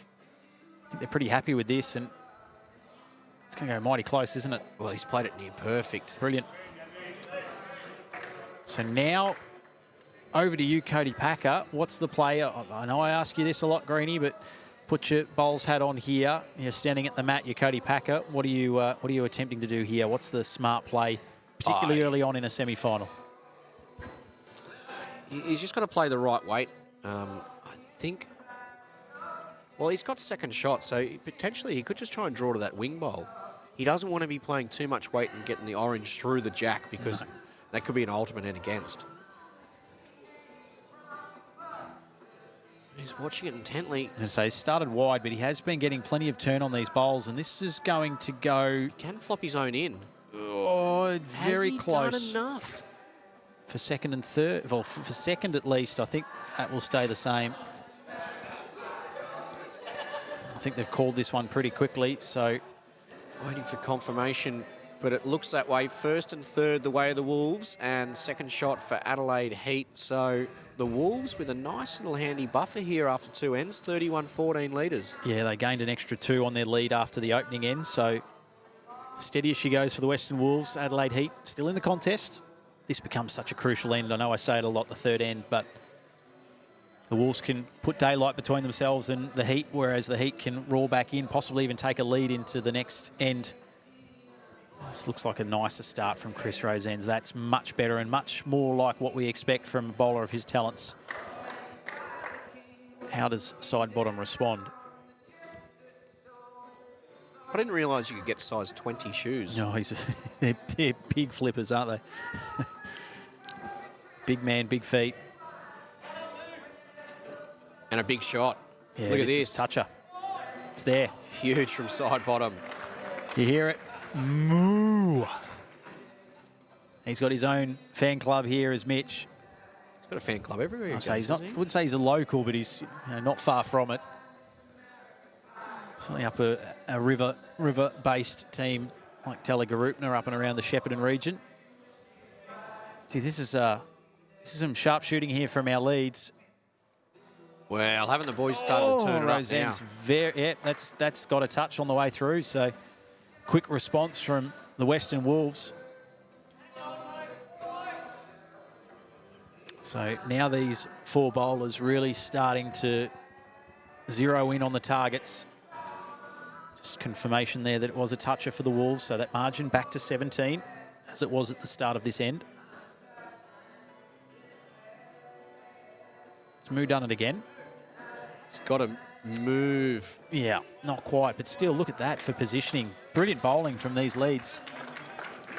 Yeah, hard to believe just 2 ends ago in this direction there wasn't a bowl inside their furthest one there.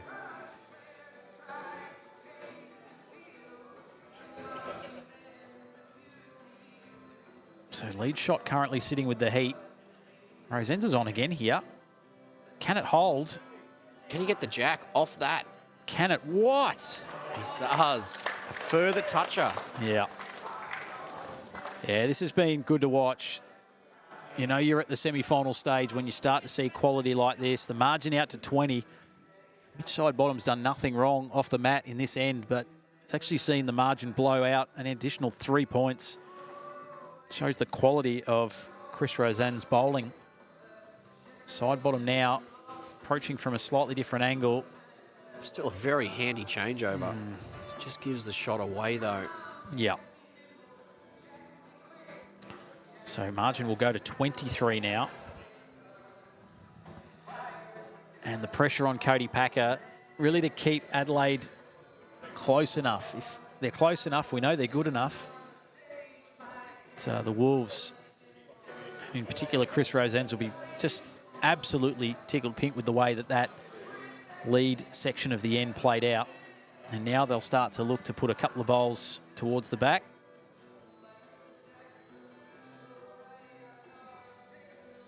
That's the play from Des Cannon. Saw Chris Rosenz just pop the foot out to give him a bit of a visual, a target to go for. And yeah, safety first approach. They're in a really good position here.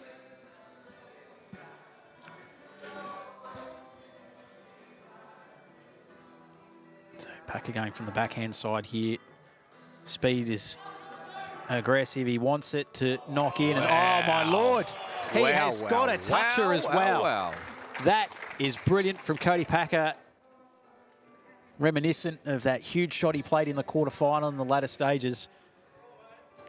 That's a big play. Just incredible there, Benny. Not only has he got the shot, he's got a toucher, potentially second shot as well.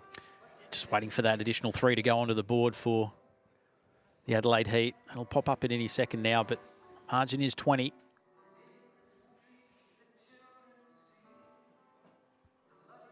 And there it goes, your scoreboard just updating in your bottom left-hand corner of your screen.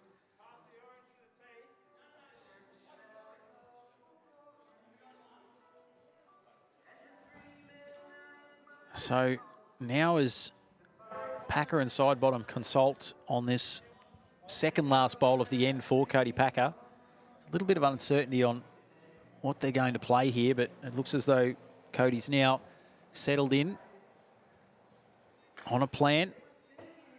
See if we can execute. Again, going to that backhand side that proved so successful a few moments ago. Ooh, a slight change there.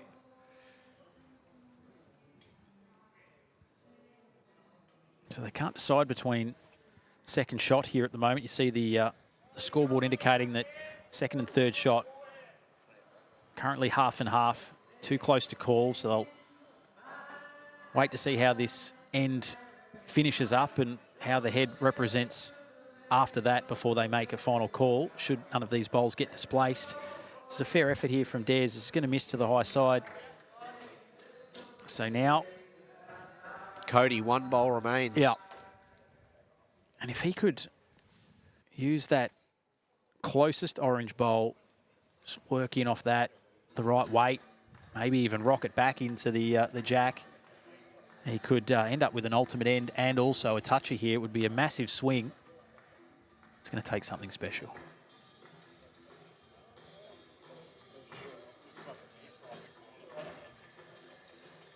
All eyes on that closest orange bowl. I think he started this a touch wide. It's not working. It's just not working, but they'll add 13 to their tally, Adelaide Heat, but the Wolves will also add on 5. Pretty sure, having a look now, second has been called in favour Umpire of the Western Wolves, but we're going to have a closer look. So one of your favourite moments, yeah, Benny, when the umpire comes out with a kit bag. I just want to see which utensil gets a go here. So shot bowl with Adelaide Heat. No concerns there. But it is trying to determine who has second shot here. And it's significant in the swing it would make on the scorecard. From the naked eye, from our vantage point here, I think orange has got it, but it is hard to tell unless you're down there at ground level.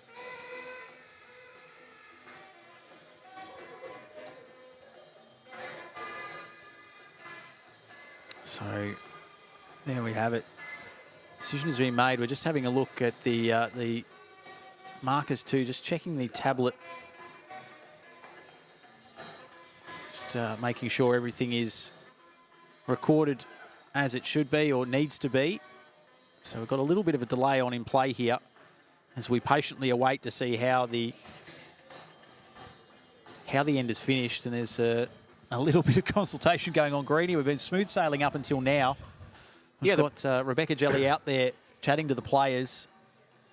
Just a little bit of a confirmation, because that's with the UBC, we don't use scorecards. We've got the tablets. Yeah. It was Adelaide who got the second shot there, so that's big, because that's 15 to their tally and just the 3 to the Wolves, and the margin is now at 8, so great end for the Adelaide Heat.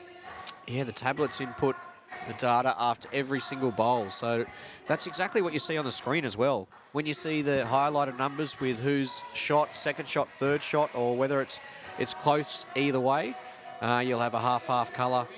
But the beauty there is it updates the scores, it updates all the touches, and it pumps out live stats for the teams. And not only that, when there's matches on throughout the day, it gives the live scoring for all the viewers watching from at home or at work or wherever you may be when you're tuning in from around the world.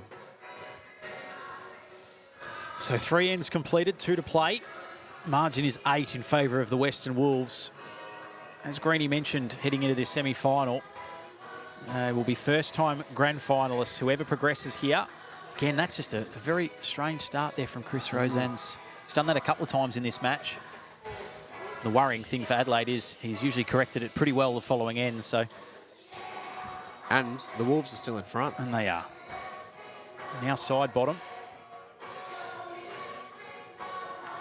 Just underneath. Weight was pretty good. It's almost no one wants to grab this game with both hands. It's just whoever loses this game, Benny, I think they'll look back and see it as a really big missed opportunity. Yes. Definitely haven't played their best bowls. Last end was the best end of the match. There's the correction from Chris Rosan's. Desi asking that bowl to just fall over. It decided to stay upright, but it's in a beautiful position. And now, Mitch Sidebottom with his final bowl of this 4th end. It's trying.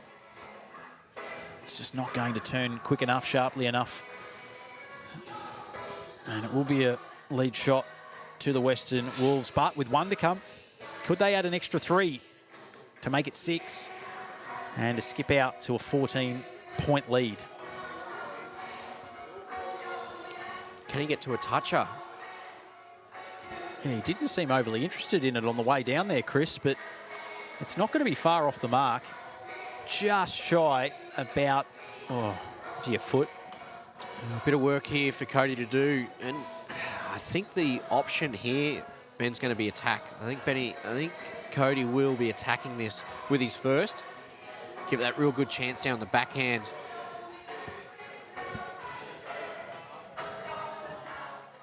Let's wait to see what sort of weight. Yeah, so he's playing confident down here.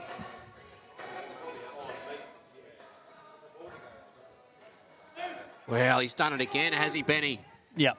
Well, he's got Almost. the jack, but it has stayed with those orange bowls. It's done a little bit of that tonight, staying around the orange bowls.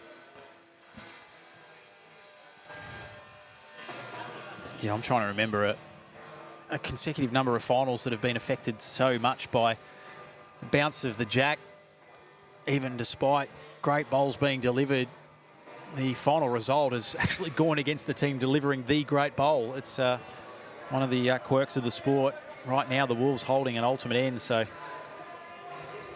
big shot coming up here again. They're all big shots at this stage of a tournament, but particularly now, deep into this second semi-final, Wolves already lead by 8. An ultimate end here in their favour, and you can just about put this game to bed. You won't be happy with that, Cody.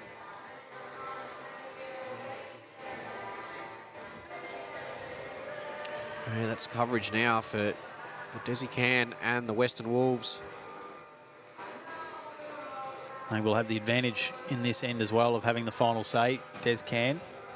This is his second last bowl of the end. Well, pretty much spot on. Played that perfectly, hasn't he? Requested and delivered.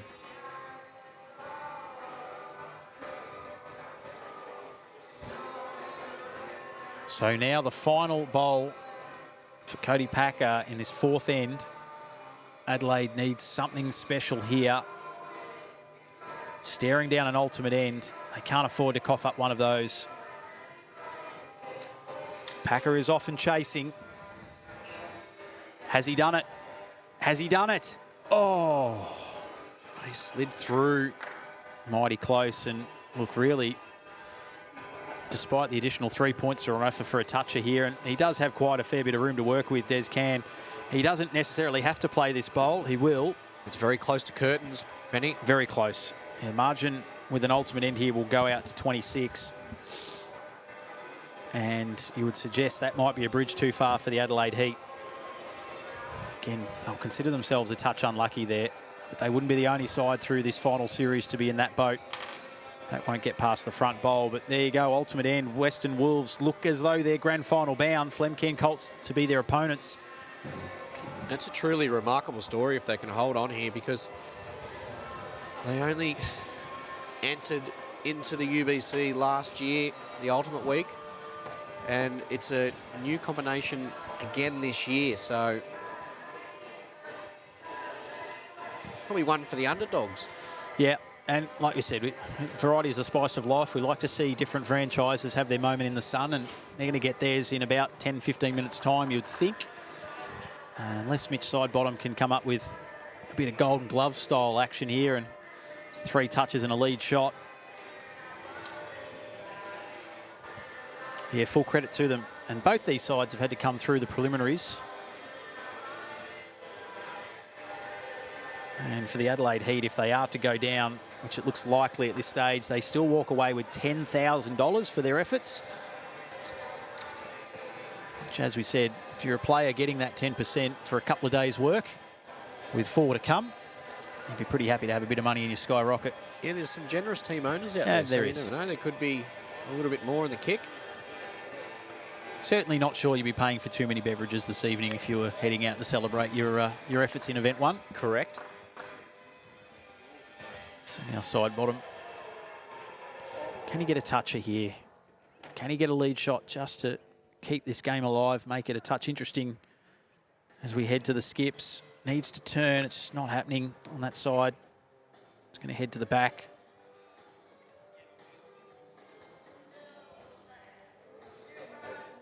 So if the Wolves are to take the lead shot here at the changeover, assuming that Mitch can't get a toucher with his final bowl, that will be game, set and match. Because they will lead by 29 and there will only be 27 points on offer for the Skips. So it's really down to this bowl from Mitch Sidebottom. Must get close, preferably must get close and get a toucher. He likes it. A little bit of a trot going on here. Benny? This looks better line. Has it got the length? No, it's turning too much now.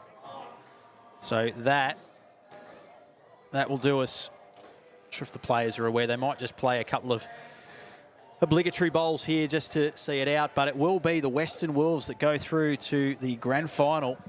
Yeah, might play a couple of crowd pleasers. Yeah, why not? Send them down, Huey. We saw once the Raptors were out, Christopher Carswell delivered a couple of thunderbolts down the green. There was no success, but I mean, the crowd enjoyed it.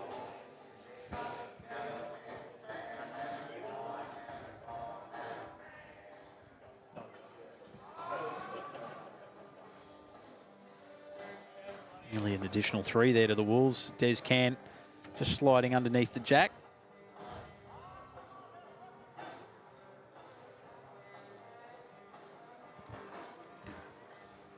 And you can see the look of resignation now for Adelaide. They know that this one has slipped through their grasp, and full credit to the Western Wolves. They flew out of the blocks on day one in the preliminary games, the group games, and then had a little bit of a stumble late in the day, and then sort of a little bit of a mixed bag even this morning. Found themselves going through the preliminaries, but they've got it right at the right time, and that's what you need to do. Once you make that top 6, you string 3, or in their case 4 games, good games together, you can win yourself a title, and at the very least you can make your way through to a grand final. And that is what the Western Wolves are about to be officially crowned as grand finalists for Event 1. And you know, the good news for them, Benny, is they haven't played their grand final early. No. Quite often you'll see a team, they'll play their big game just that one game early, whether it be a semi-final or a qualifying final. But they've got a bit of gas left in the tank here. So final bowl of this semi-final. This will be for the show.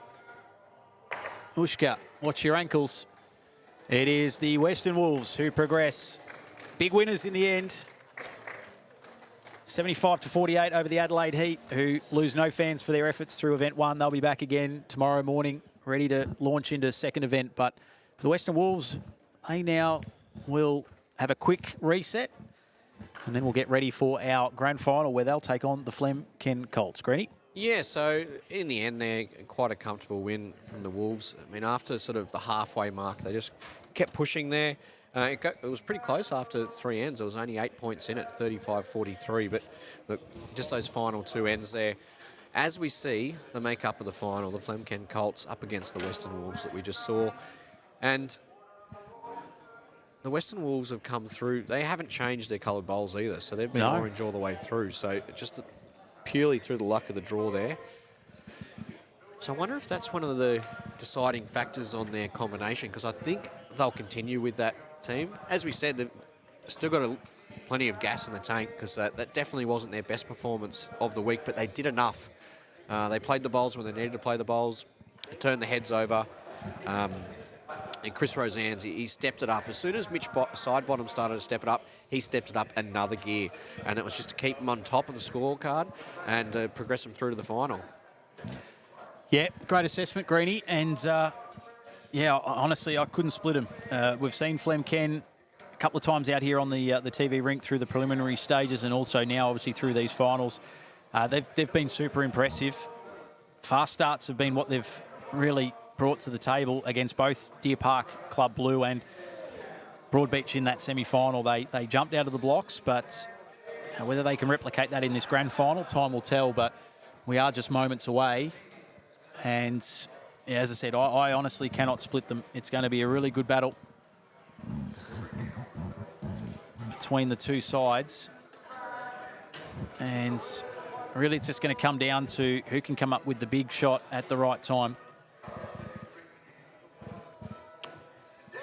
But I would love to see the Western Wolves, just purely from a new franchise and also just a new winner, someone else on the honour board.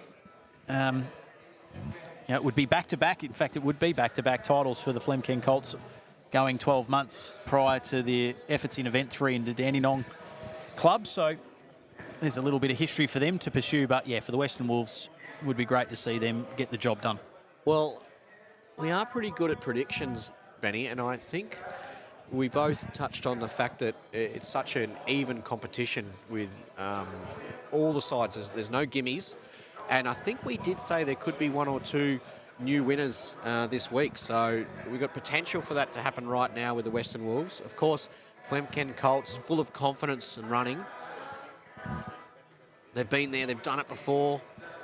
But the Wolves, they've beaten Adelaide Heat, beaten Moama Black and Bundoora.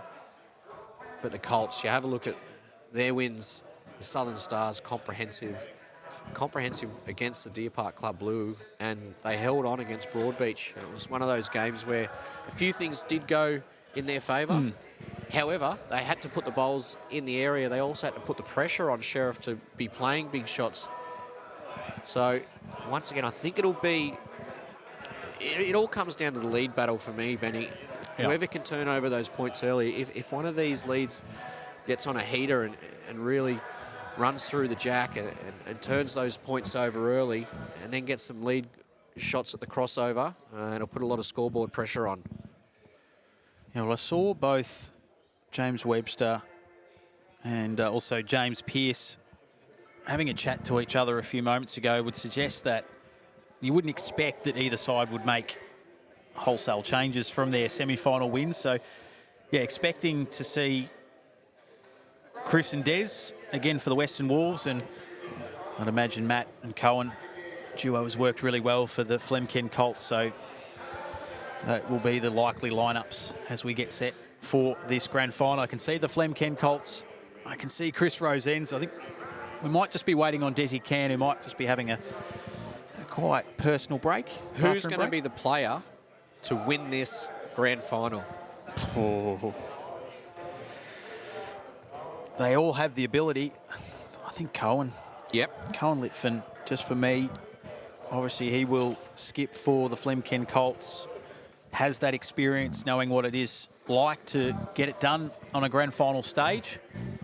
As I said, all four are capable, but I'm just going to stick my neck out in my 1 in 4 chance and say Cohen Litfin will be the man for the moment here tonight. I still... A little twist in the tail here. The Western Wolves, I just think something special could be coming from them. They've just had the timeout on this rink. They've had the orange bowls. It won't have changed much, if any, from that match then, considering it'll only be 5 minutes away. However, from their previous match to that last match, the green would have changed a touch. So, you know, I think this little bit of momentum from winning that game, knowing they probably got away with one, really. So this is the chance now for them to bounce and claim their first title. Yep. I can see that Des has just made his way back. He's grabbing a drink and hydrating before this grand final, so it should be a matter of moments. And we'll get over to Alan, who will do the introduction shortly. Yeah, not long, and we will have a new event winner for the UBC. Of course, there is 3 events this week, each event lasting 2 days. So 6 days in total for the Ultimate Week here, Ultimate Week 25. And while look, money is certainly a factor. It's not the driving factor, but it's a nice thought knowing you go into a grand final and at worst you're walking away with 20 grand. That's at worst. Of course, you want to walk away with a touch more and the trophy and winners' medallions, but yeah, it's going to be a good grand final. Looking forward to it. I reckon we might get down to our man Al, who's pretty much ready to go to introduce our grand final teams. Alan, we'll throw down to you now, mate. Let's go. Okay, here we go. This is it. We've seen the best bowlers in the world over the past couple of days, and it all comes down to 2 teams, and there can be only one. So without further ado, the two teams for the final. The Flemchem Colts, they are defending champions from the last time round UBC 24. Cohen Litfin, Matthew Lucas, James Webster. Give them a hand, folks.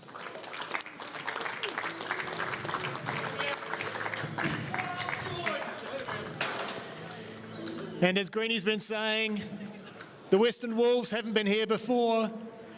Chris Rosans, James Pearce, Des Can. Good work, Al, and here we go. The Wolves are on, the Colts are on. It is game on for a grand final, event one here at Moama Bowling Club for UBC 25. Over $280,000 worth of prize money over these 6 days. And one of these two teams is going to walk away with a $32,000 check. Benny, the good news for the runners-up is they've secured $20,000 already. That's correct. And look, just hearing Al before, just reiterating what you've mentioned a couple of times. Yeah, the Western Wolves haven't been here before. But that can be a good thing or a bad thing. You know, the freedom now to have a free swing at it, because as we've touched on, there's $12,000 difference in the quality of the swing. But, you know, they get an opportunity. Maybe they came into this event hoping this would be the outcome, maybe not expecting it. It's the very popular Tui song gets another run here at the Moama Bowling Club. But, yeah, look, for the Flemchem Colts, a little bit of experience having been there with Cohen Litfin. It's an opportunity for Matt Lucas, who hasn't. We spoke to him a few moments ago after their semi-final win, so he'll be chomping at the bit to get amongst it. Chris Rosens gets us started in our grand final, Event 1, UBC 2025 from the Moama Bowling Club. That sun's just poking through between the canopy there and the fence line. You see Desi Can with a nice angled hat just to give him a little bit of protection. Beautiful time of the night, or the evening here in Moama. The sun just starting to set, and we've got some very warm weather coming later in the week. The next 2 days should be quite nice for the players. Thursday, Friday might become a touch more challenging, but considering the somewhat indifferent weather we've had over the past couple of days, we're going to finish this event one in absolute style and almost perfect conditions.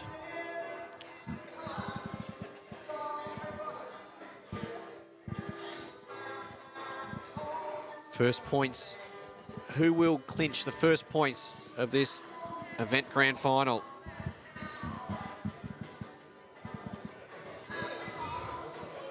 Man, well, Chris Rosans was doled in for his first bowl. This looks pretty solid as well. Chances?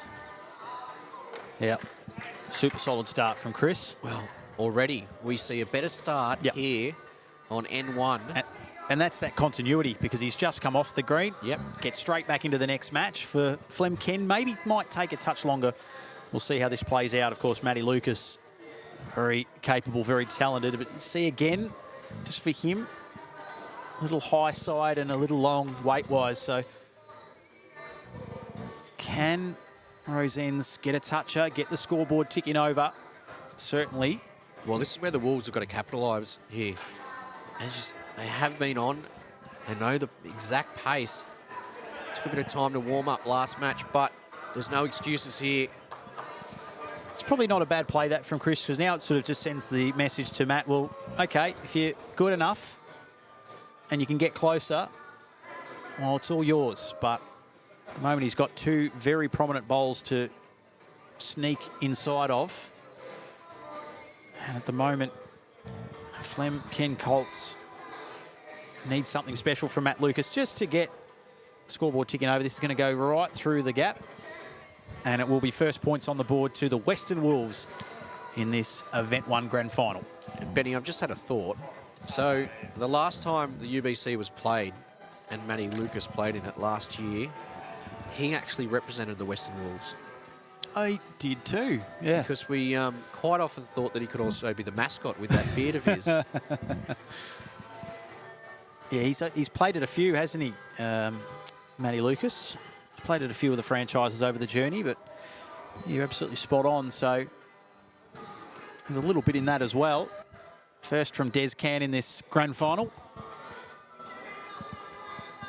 Grouping to the front of the jack for the Western Wolves. Cohen's got to be very precise here. And we know that side of the green just holds a touch, so very weight reliant.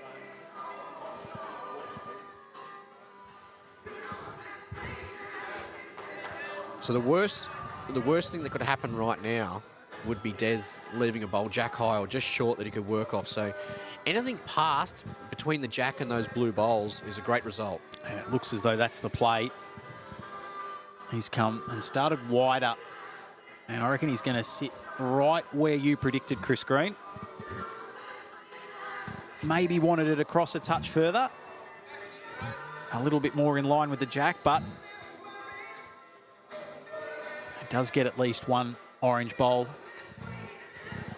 Past the jack, you've of course got one right at the back of the green there as well. Watching this closely, Matt Lucas. Yeah, he's got starting Matty to very turn. interested. Get a touch. It's done so. Well, he's got a touch. He's got second shot, and what it's done is it's opened it right up for his final bowl of this opening end of the grand final. First toucher of the grand final, my man, Cohen Litvin. He gets himself on the board, and just as importantly, gets the Flemken Colts on the board 3 apiece. Benny, if we swing back to the quarterfinal where Flemken played Deer Park Club, Cohen trailed the jack into the pack of their bowls on that end as well. Des looking for a touch off his bowl. Gets that. He probably covers the jack a little bit there, which is quite handy for the Wolves. Adds a closer third shot as well.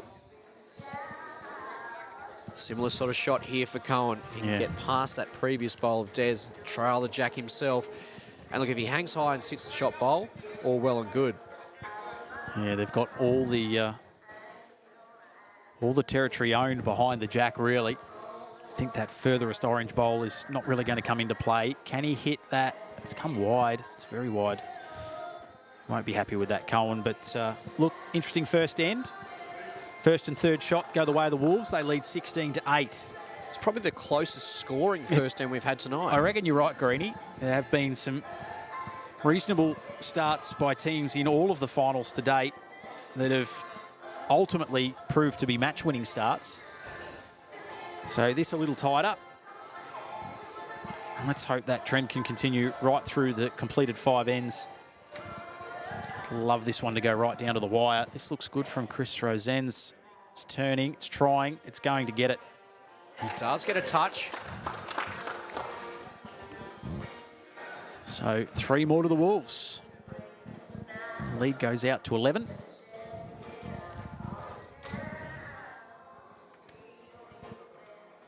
Now, Matty Lucas. This is not tracking too badly either, Greenie. There we go. And a further 3 points. These leads are really starting to, wow, take it to each other, really, with the point scoring.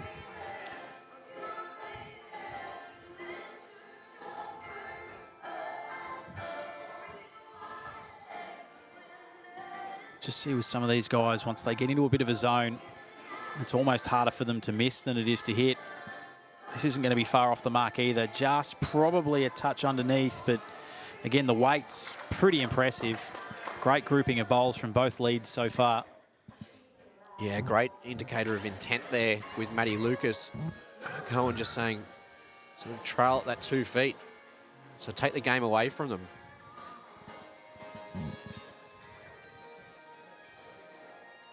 Touch high. Going to finish in good areas though. Yeah. Happy to put one at the back. And now Chris Rosenz, his third and final bowl of this second end.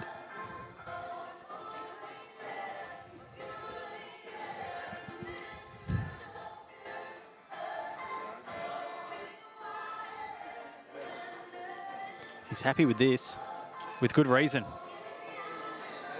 But while it's a toucher, 3 more points, 11-point lead now. It will concede the lead shot and gives Matty Lucas some room to move to maybe get a toucher of his own here. Yeah, well, how's Matty's memory? Same bowl, he's pretty much right on it. It's not going to turn for him, but they will get lead shot. So no harm, no foul. Effectively, as we started the end, it's an 8-point margin in favour of the Western Wolves. As our skips march purposefully down to the mat.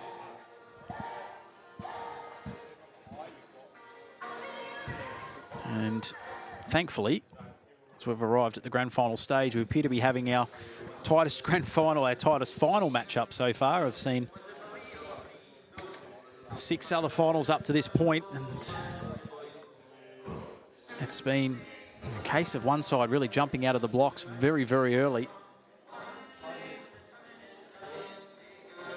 Tezcan underneath and out to the right. Chance here for the Colts.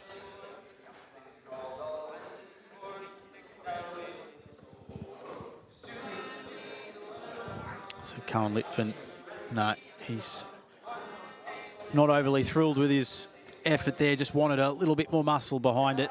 It was tracking beautifully from a line point of view. Just the weight, the issue, but he'll correct that with his next weight. Speaking of which, here it is from Des Can. Looking bowl or jack. He's close for the shot bowl.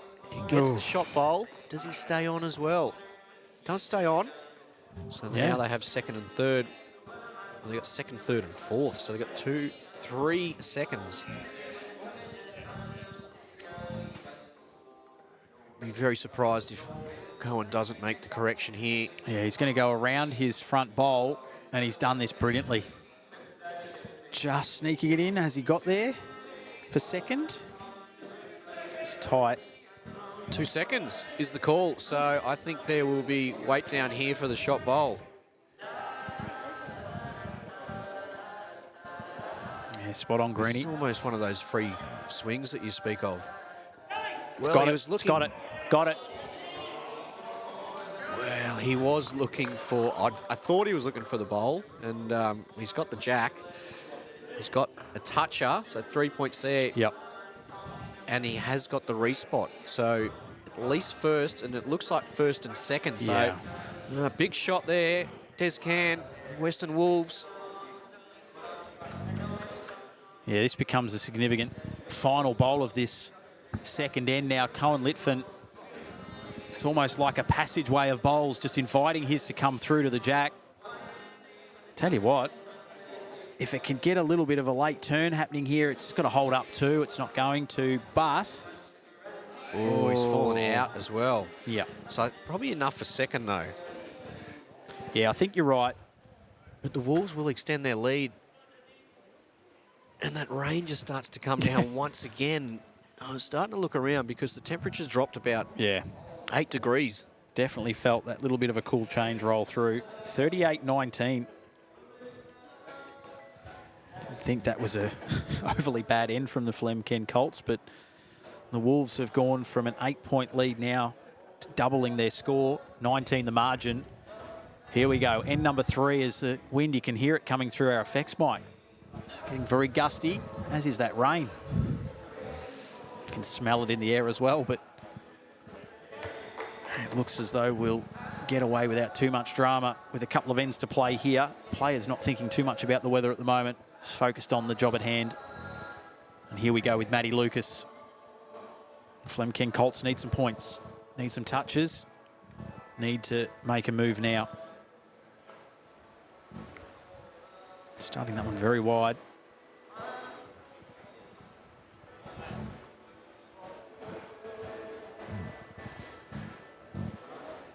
$38-19.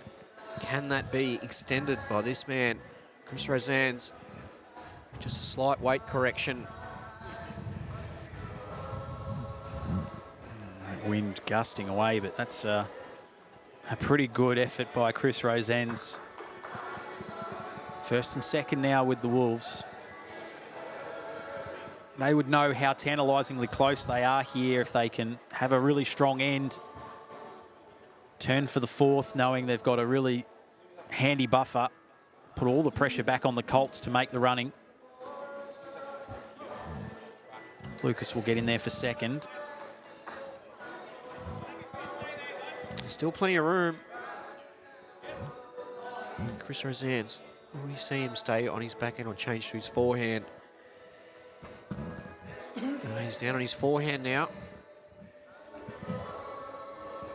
I still thought there was a track in there on the backhand, Benny, but it's one of those things where if you feel confident to swap over, go for it. Again, he's just been a touch prone to that, even through the entirety of this final series, just throwing in that odd bowl that he would love to have again. So there's room here for Lucas to try and get this lead shot, just eat into this deficit ever so slightly. And I reckon he's going to do it. Can he get a toucher as well? It's going to go right between. Maybe he hasn't, in fact. If it keeps going, no, I think he's okay. Yeah, he's good for shot there. Yep. I think so. Yep, Yeah, he's good for shot. They've confirmed that. So it will be 3 points to the Colts. Still lots of room. And it's clear. There's clear angles in towards the jack. So plenty of chances here for the skippers of both sides. Margin 16. We are at the halfway point of the Event 1 Grand Final. The Western Wolves looking to win their first gong. Flemken Colts effectively looking to go back-to-back after winning Event 3 in Dandenong 12 months ago.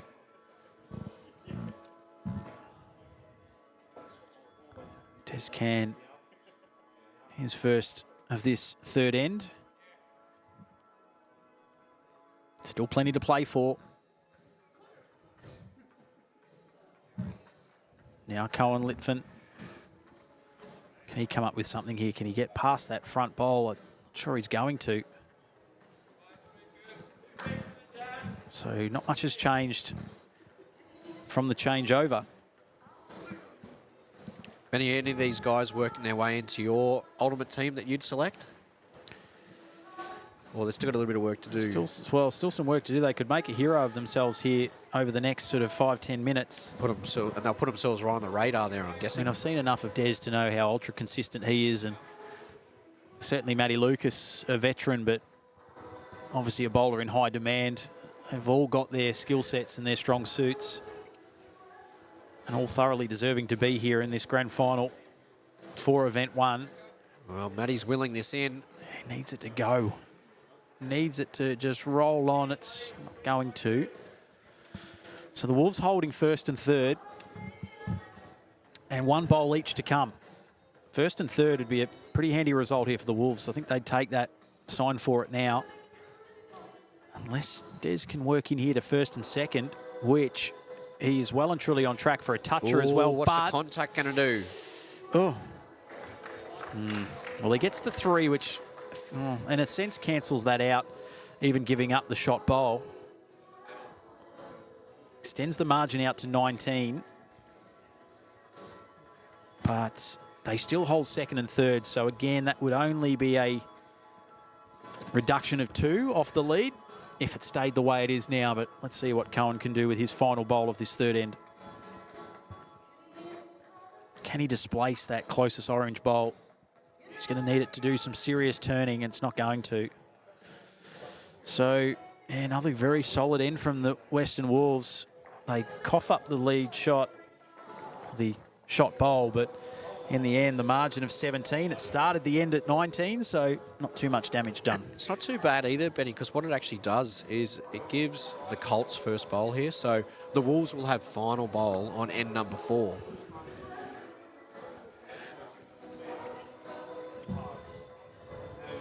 Two ends to play in our 2025 Event 1 UBC Grand Final. Flemken Colts, the Western Wolves. There can only be one winner, and that winner will walk away with Champions medallions, a night with the trophy. Don't know if they get a small replica, but at least a night with the trophy, the big bowl, the UBC bowl, and of course, 32 grand. And of course, presentations will follow directly after the final. And not only the presentations for the winners and runners-up, but also the Golden Touch winner. Yep. Golden Touch winner and the Golden Touch runner-up will also be acknowledged.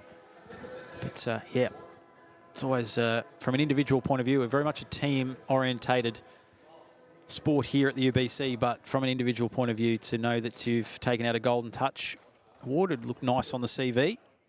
And all will be revealed out on the TV rink as soon as this game is completed.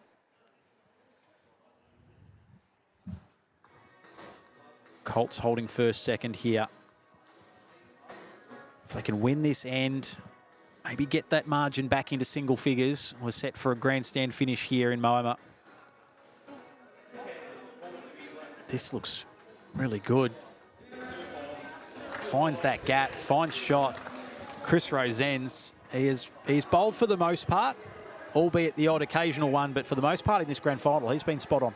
Yeah, we spoke about the platform that Leeds could provide in this final, and he's been setting the perfect platform. Matty Lucas, big weight here, looking for the edge of the bowl. He gets it. Big shot there. Matty Lucas and the Colts. Yeah, big shot, big play. Just puts a little bit back on the Western Wolves. A reminder, they're not going anywhere quite yet. Descan just telling Chris, whatever you're feeling, mate, just back yourself in. Potting the jack here. Go on the jack. Does he like it? Just under. So we turn for home here in this fourth end. Flemken Colts will get the lead shot. Third time in a row.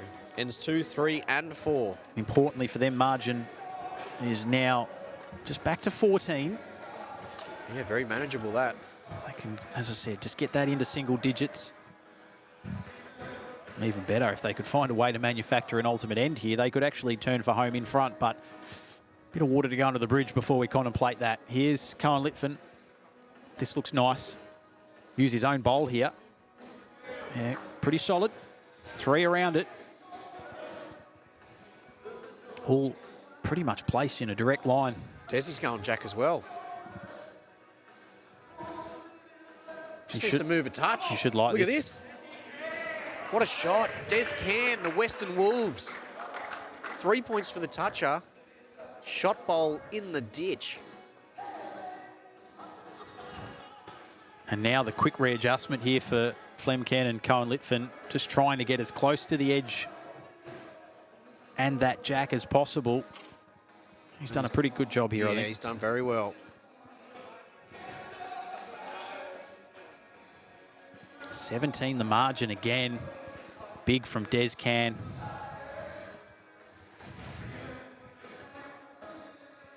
And he'd fancy his chances to get closer than Cohen's last bowl. Just needs to settle, doesn't it? Just needs to settle. Oh, brilliant. It does. Ladies and gentlemen, Des Can. Could be a match-winning last couple of minutes here from Des. The Western Wolves in a really strong position. He has got the last shot to come in this end as well. Don't forget that. Greeny mentioned it off the top. They lead by 17. They hold first and third. So that would go to a 25-point margin should things stay the way they are. And that's a huge ask for the Flemken Colts coming into the final end of this event. So Cohen's on a higher line here. Don't know if he's got the legs, has he? Just going to come up a touch short, so. It's close there for third. I think he's probably just done enough. Yeah, they've certainly indicated that on our scoreboard, but the way Des has bowled the last couple of moments, I expect to almost get him to hang this one off the edge. And with a first and second shot, that's just about game over. How's his weight? Looks a touch quick, doesn't it? Starting to sit. No, I think it's going to... Starting to sit. Wow, look at this. Starting to sit. Oh, very and close. And it's dropped into the ditch. Brave effort. Oh, so close. Yeah. That was almost the grand final hinging on that. And yeah, they've made a pretty quick call here, I think. So shot bowl with the Wolves, second and third of the Colts.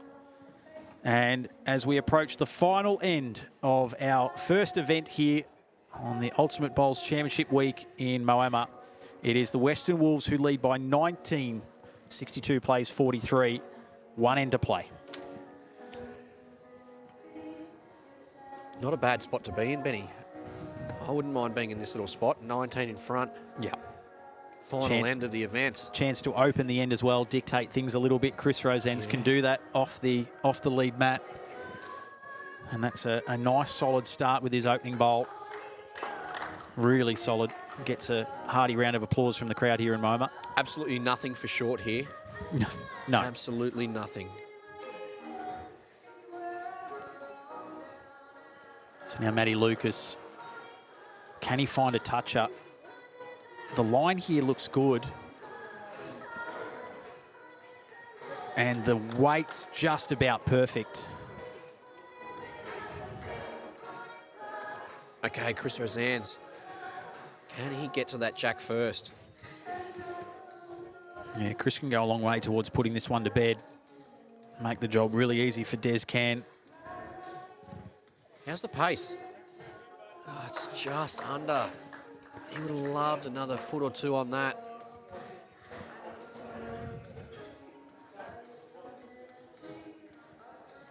So we look like we could be on the cusp of a new champion here at the UBC.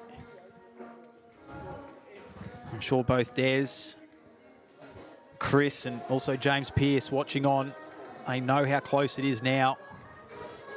Well, a big one here from Chris. He's got plenty of chances. He's just got to try and get to that jack first. 3 points, and it could be just enough. Yeah. Yeah, 22 as they hand over to the skips, possibly even 25 with a lead shot. And as we know, only 27 available for the skips on the mat. This looks good. It's just maybe the legs. Is it going to get there? It's trying its hardest. This could be it for the championship. That's it. Wow, what a huge shot, because what that does is it limits the opportunities to get touches for the Colts. It gets a toucher for the Wolves. It's also the shot, so if it stays there for lead shot, Yeah. I think we'll see a bit of weight here, trying to get the two orange bowls out. Yeah, that's effectively now, depending on what Matt Lucas can do, unless he can create a bit of carnage, that is going to be game, set, match. Oh, I tell you what. Oh, he's got the closest blue out as well. Aaron Sheriff's probably sitting back watching the coverage going, well, now you know how it feels, boys. Exactly, yeah. Well, they grabbed 3 extra points there, the Western Wolves, and they now lead by 25 with, well, you can see Cohen almost doesn't want to make his way down to the mat. He knows that it's done and dusted, or effectively done and dusted. So Des Can, a toucher here, and he can finish the game. And I can see the crew getting ready for the presentation, because we'll be heading there straight after the final. And I can see the Western Wolves starting to write their speeches, because they've got it wrapped up. Great to see new event champions here at the UBC. It'll be interesting to see how they back it up in event 2 and 3. Yeah, well, that's always the challenge, isn't it? When you have such great success in the opening couple of days, and the opening event is trying to temper your celebrations, knowing you've still got 4 days of bowls ahead of you.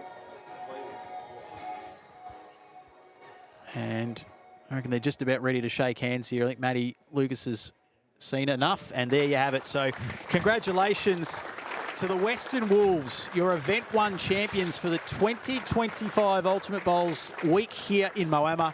We have a new champion on the honour board.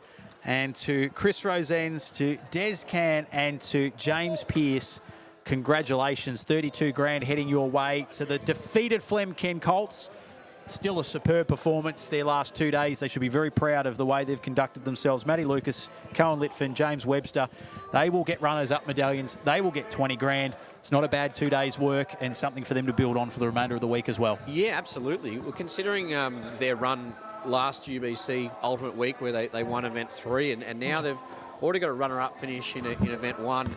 But for the Western Wolves, I just think it's, look, it's a start of something special for the Western Wolves. Well, very fortunate, as Benny will head downstairs to get ready for the presentations, to have the UBC CEO, but also one of the Deer Park Blue franchise members, Mark Casey. Case, mate, obviously probably a bitter end tonight, but just watching that game then, isn't it a great story to see the Western Wolves get through and get the victory? Yeah, absolutely, Greenie. It's obviously been a fantastic night of bowls, a new winner, which is, that's what we're always sort of looking for to achieve, and great to see 3 new winners of the UBC. Yeah, and they're only a new team. Their first event was in Dandenong last year for UBC 24 Ultimate Week. And one of the interesting things is Matty Lucas was actually representing the Wolves last year. and then come this year and he's playing against them in the final. Yeah, absolutely. But I think the star of the show virtually throughout the whole night was Des Can. Yeah. I think he delivered, particularly when they really needed a couple of big drives, lots of draw shots. But they're probably the underdogs going into the whole night, and they deserve the win. And it's obviously it's a big effort to go through, winning 4 finals. And, I'm really happy for them. Yeah, Benny mentioned too, it was a little bit of a free swing for them. Being a relatively new team in the UBC and getting through to the finals, they haven't had that pressure of, oh, geez, we've been here 3 or 4 or 5 times and we haven't been able to win one. Well, it's the first time in the final. Go out there, have a bit of fun. What I noticed too is they were probably quite lucky to get through their semi-final. It was a bit of a scrap with the Adelaide Heat, but they played the right bowls at the right time. And I think Chris Rosanne's really set the platform for Desi to play some of the big shots in that final. So it was a much better constructed combination and team event there. Yeah, absolutely. And one little bonus they had, they used orange bowls all the way through. So that's just a little thing that obviously played to their advantage tonight. But they were convincing winners. Flemken, fantastic event as well. They've already had success here in the UBC last year.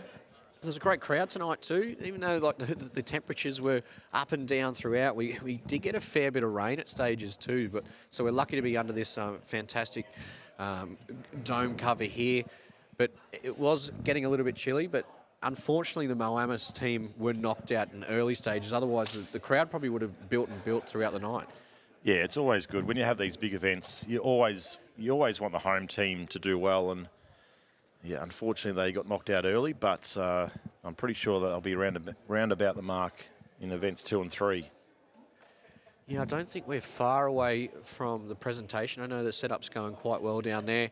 It's great to see a number of the people sticking around. Deer Park look like they've got a good little crew here. The secretary and the president, Neil Cromie, John Berry. Dean River is here as well.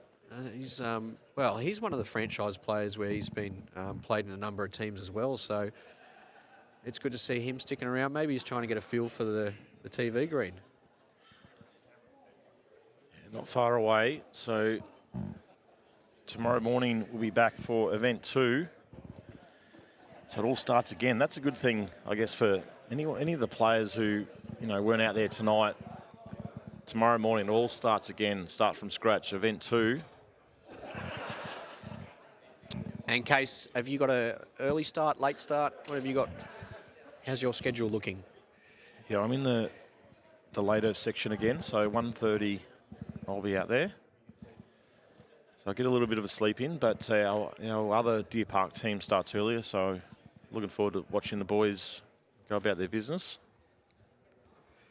How's your section look for tomorrow? Have you had a good look at it, or are you just going to sort of just wait around and see? What's the plan for tomorrow, mate? It's quite, well, I don't think there's any easy games, to be honest. No, so it's much the same as event 1. It's going to be tough, so... Yeah, it's probably the talent is spread so evenly across all the teams. I think in years gone by, we have had sort of some teams which, on paper, probably don't look as hard to beat as the others. But this year, there's no easy beats, is there? I think it's probably the most even competition we've had in the history of the UBC, this event. As we've seen tonight, a new winner. But a number of other teams sort of in the mix. The Raptors were up there. Adelaide Heat obviously had a good night. Broad Beach Bulls again, that they were unlucky not to get through their semi-final. All right, perfect. Well, Case, let's throw down to Benny rinkside and head straight to the presentation.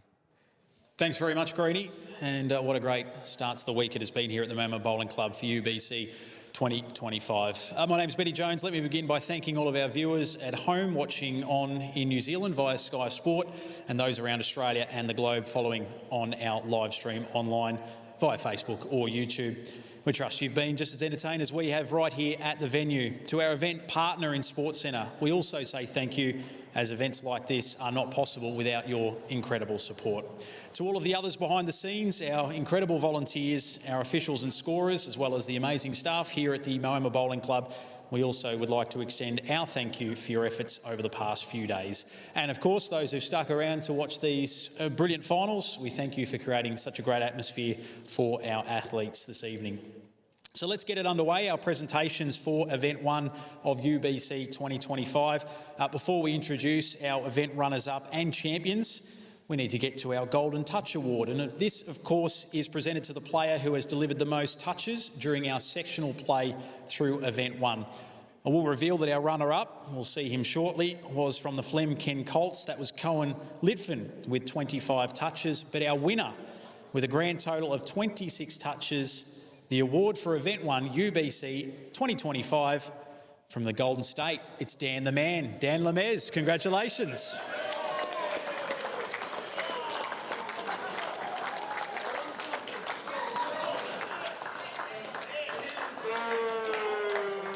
We'll get Dan to come forward, collect his Golden Touch medallion.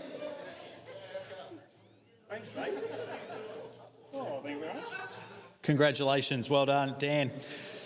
So to our event runners-up, I think you'll agree, a tremendous run that they had through the finals, having to come through the preliminary stages, making their way through to the grand final, brave in defeat, just coming up a touch short. They will not go home empty-handed, of course, not only their runners-up medallions, but prize money to the tune of $20,000. I'd like to get them up representing the Flem Ken Colts. Please put your hands together for Cohen Litfin, Matt Lucas and James Webster.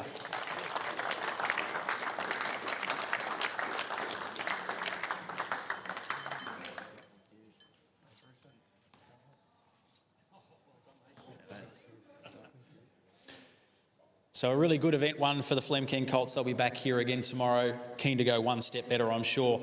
But a little bit of history made here at UBC 2025. We have new event champions, whose name will now go on to the honour board. They will receive champions medallions. They will get to spend at least the next day or two with our amazing UBC event trophy.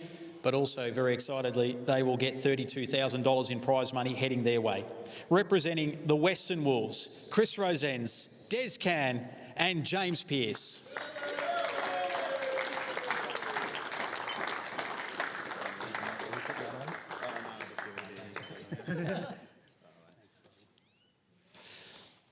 Des, don't stray too far from me because I think we'll make you the designated speaker for the Western Wolves. Congratulations, mate. You've been a long-time participant here at the UBC. For the franchise, a little bit of history, a great result. I'm sure you go into an event like this hoping this is the outcome, but to finally achieve it, how do you feel? Oh, a bit speechless, actually. Yeah, wow. It's, yeah.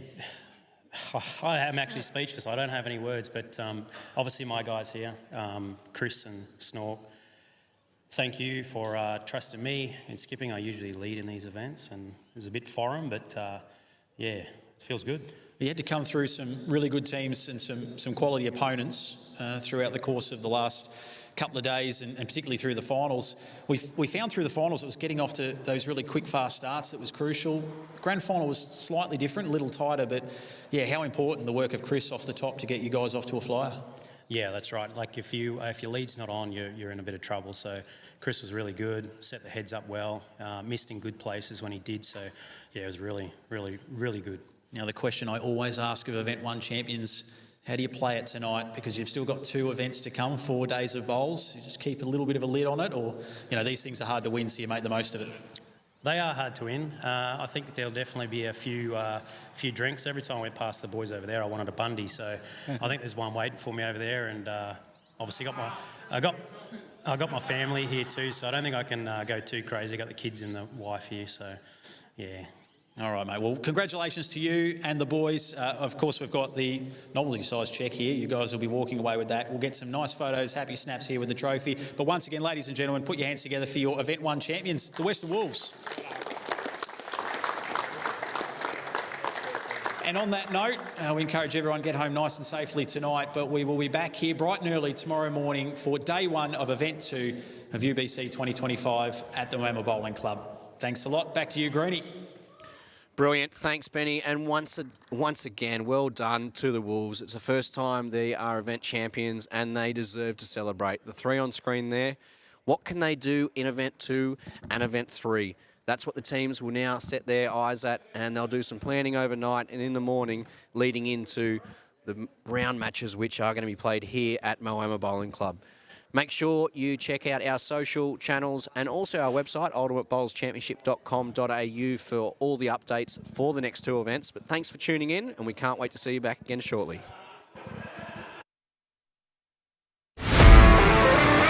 We're here tonight for the Event 2 finals. Look at this for a shot. Oh, that's a touch or two, I reckon. Wow, well, that's a big-time drive. Oh, touch up to keep them alive. That is one almighty comeback. Could not have executed that any better. Oh, he threads the needle there, gets a touch up, but it all comes down to this. And he's just stolen it. This is just bowls of the highest quality.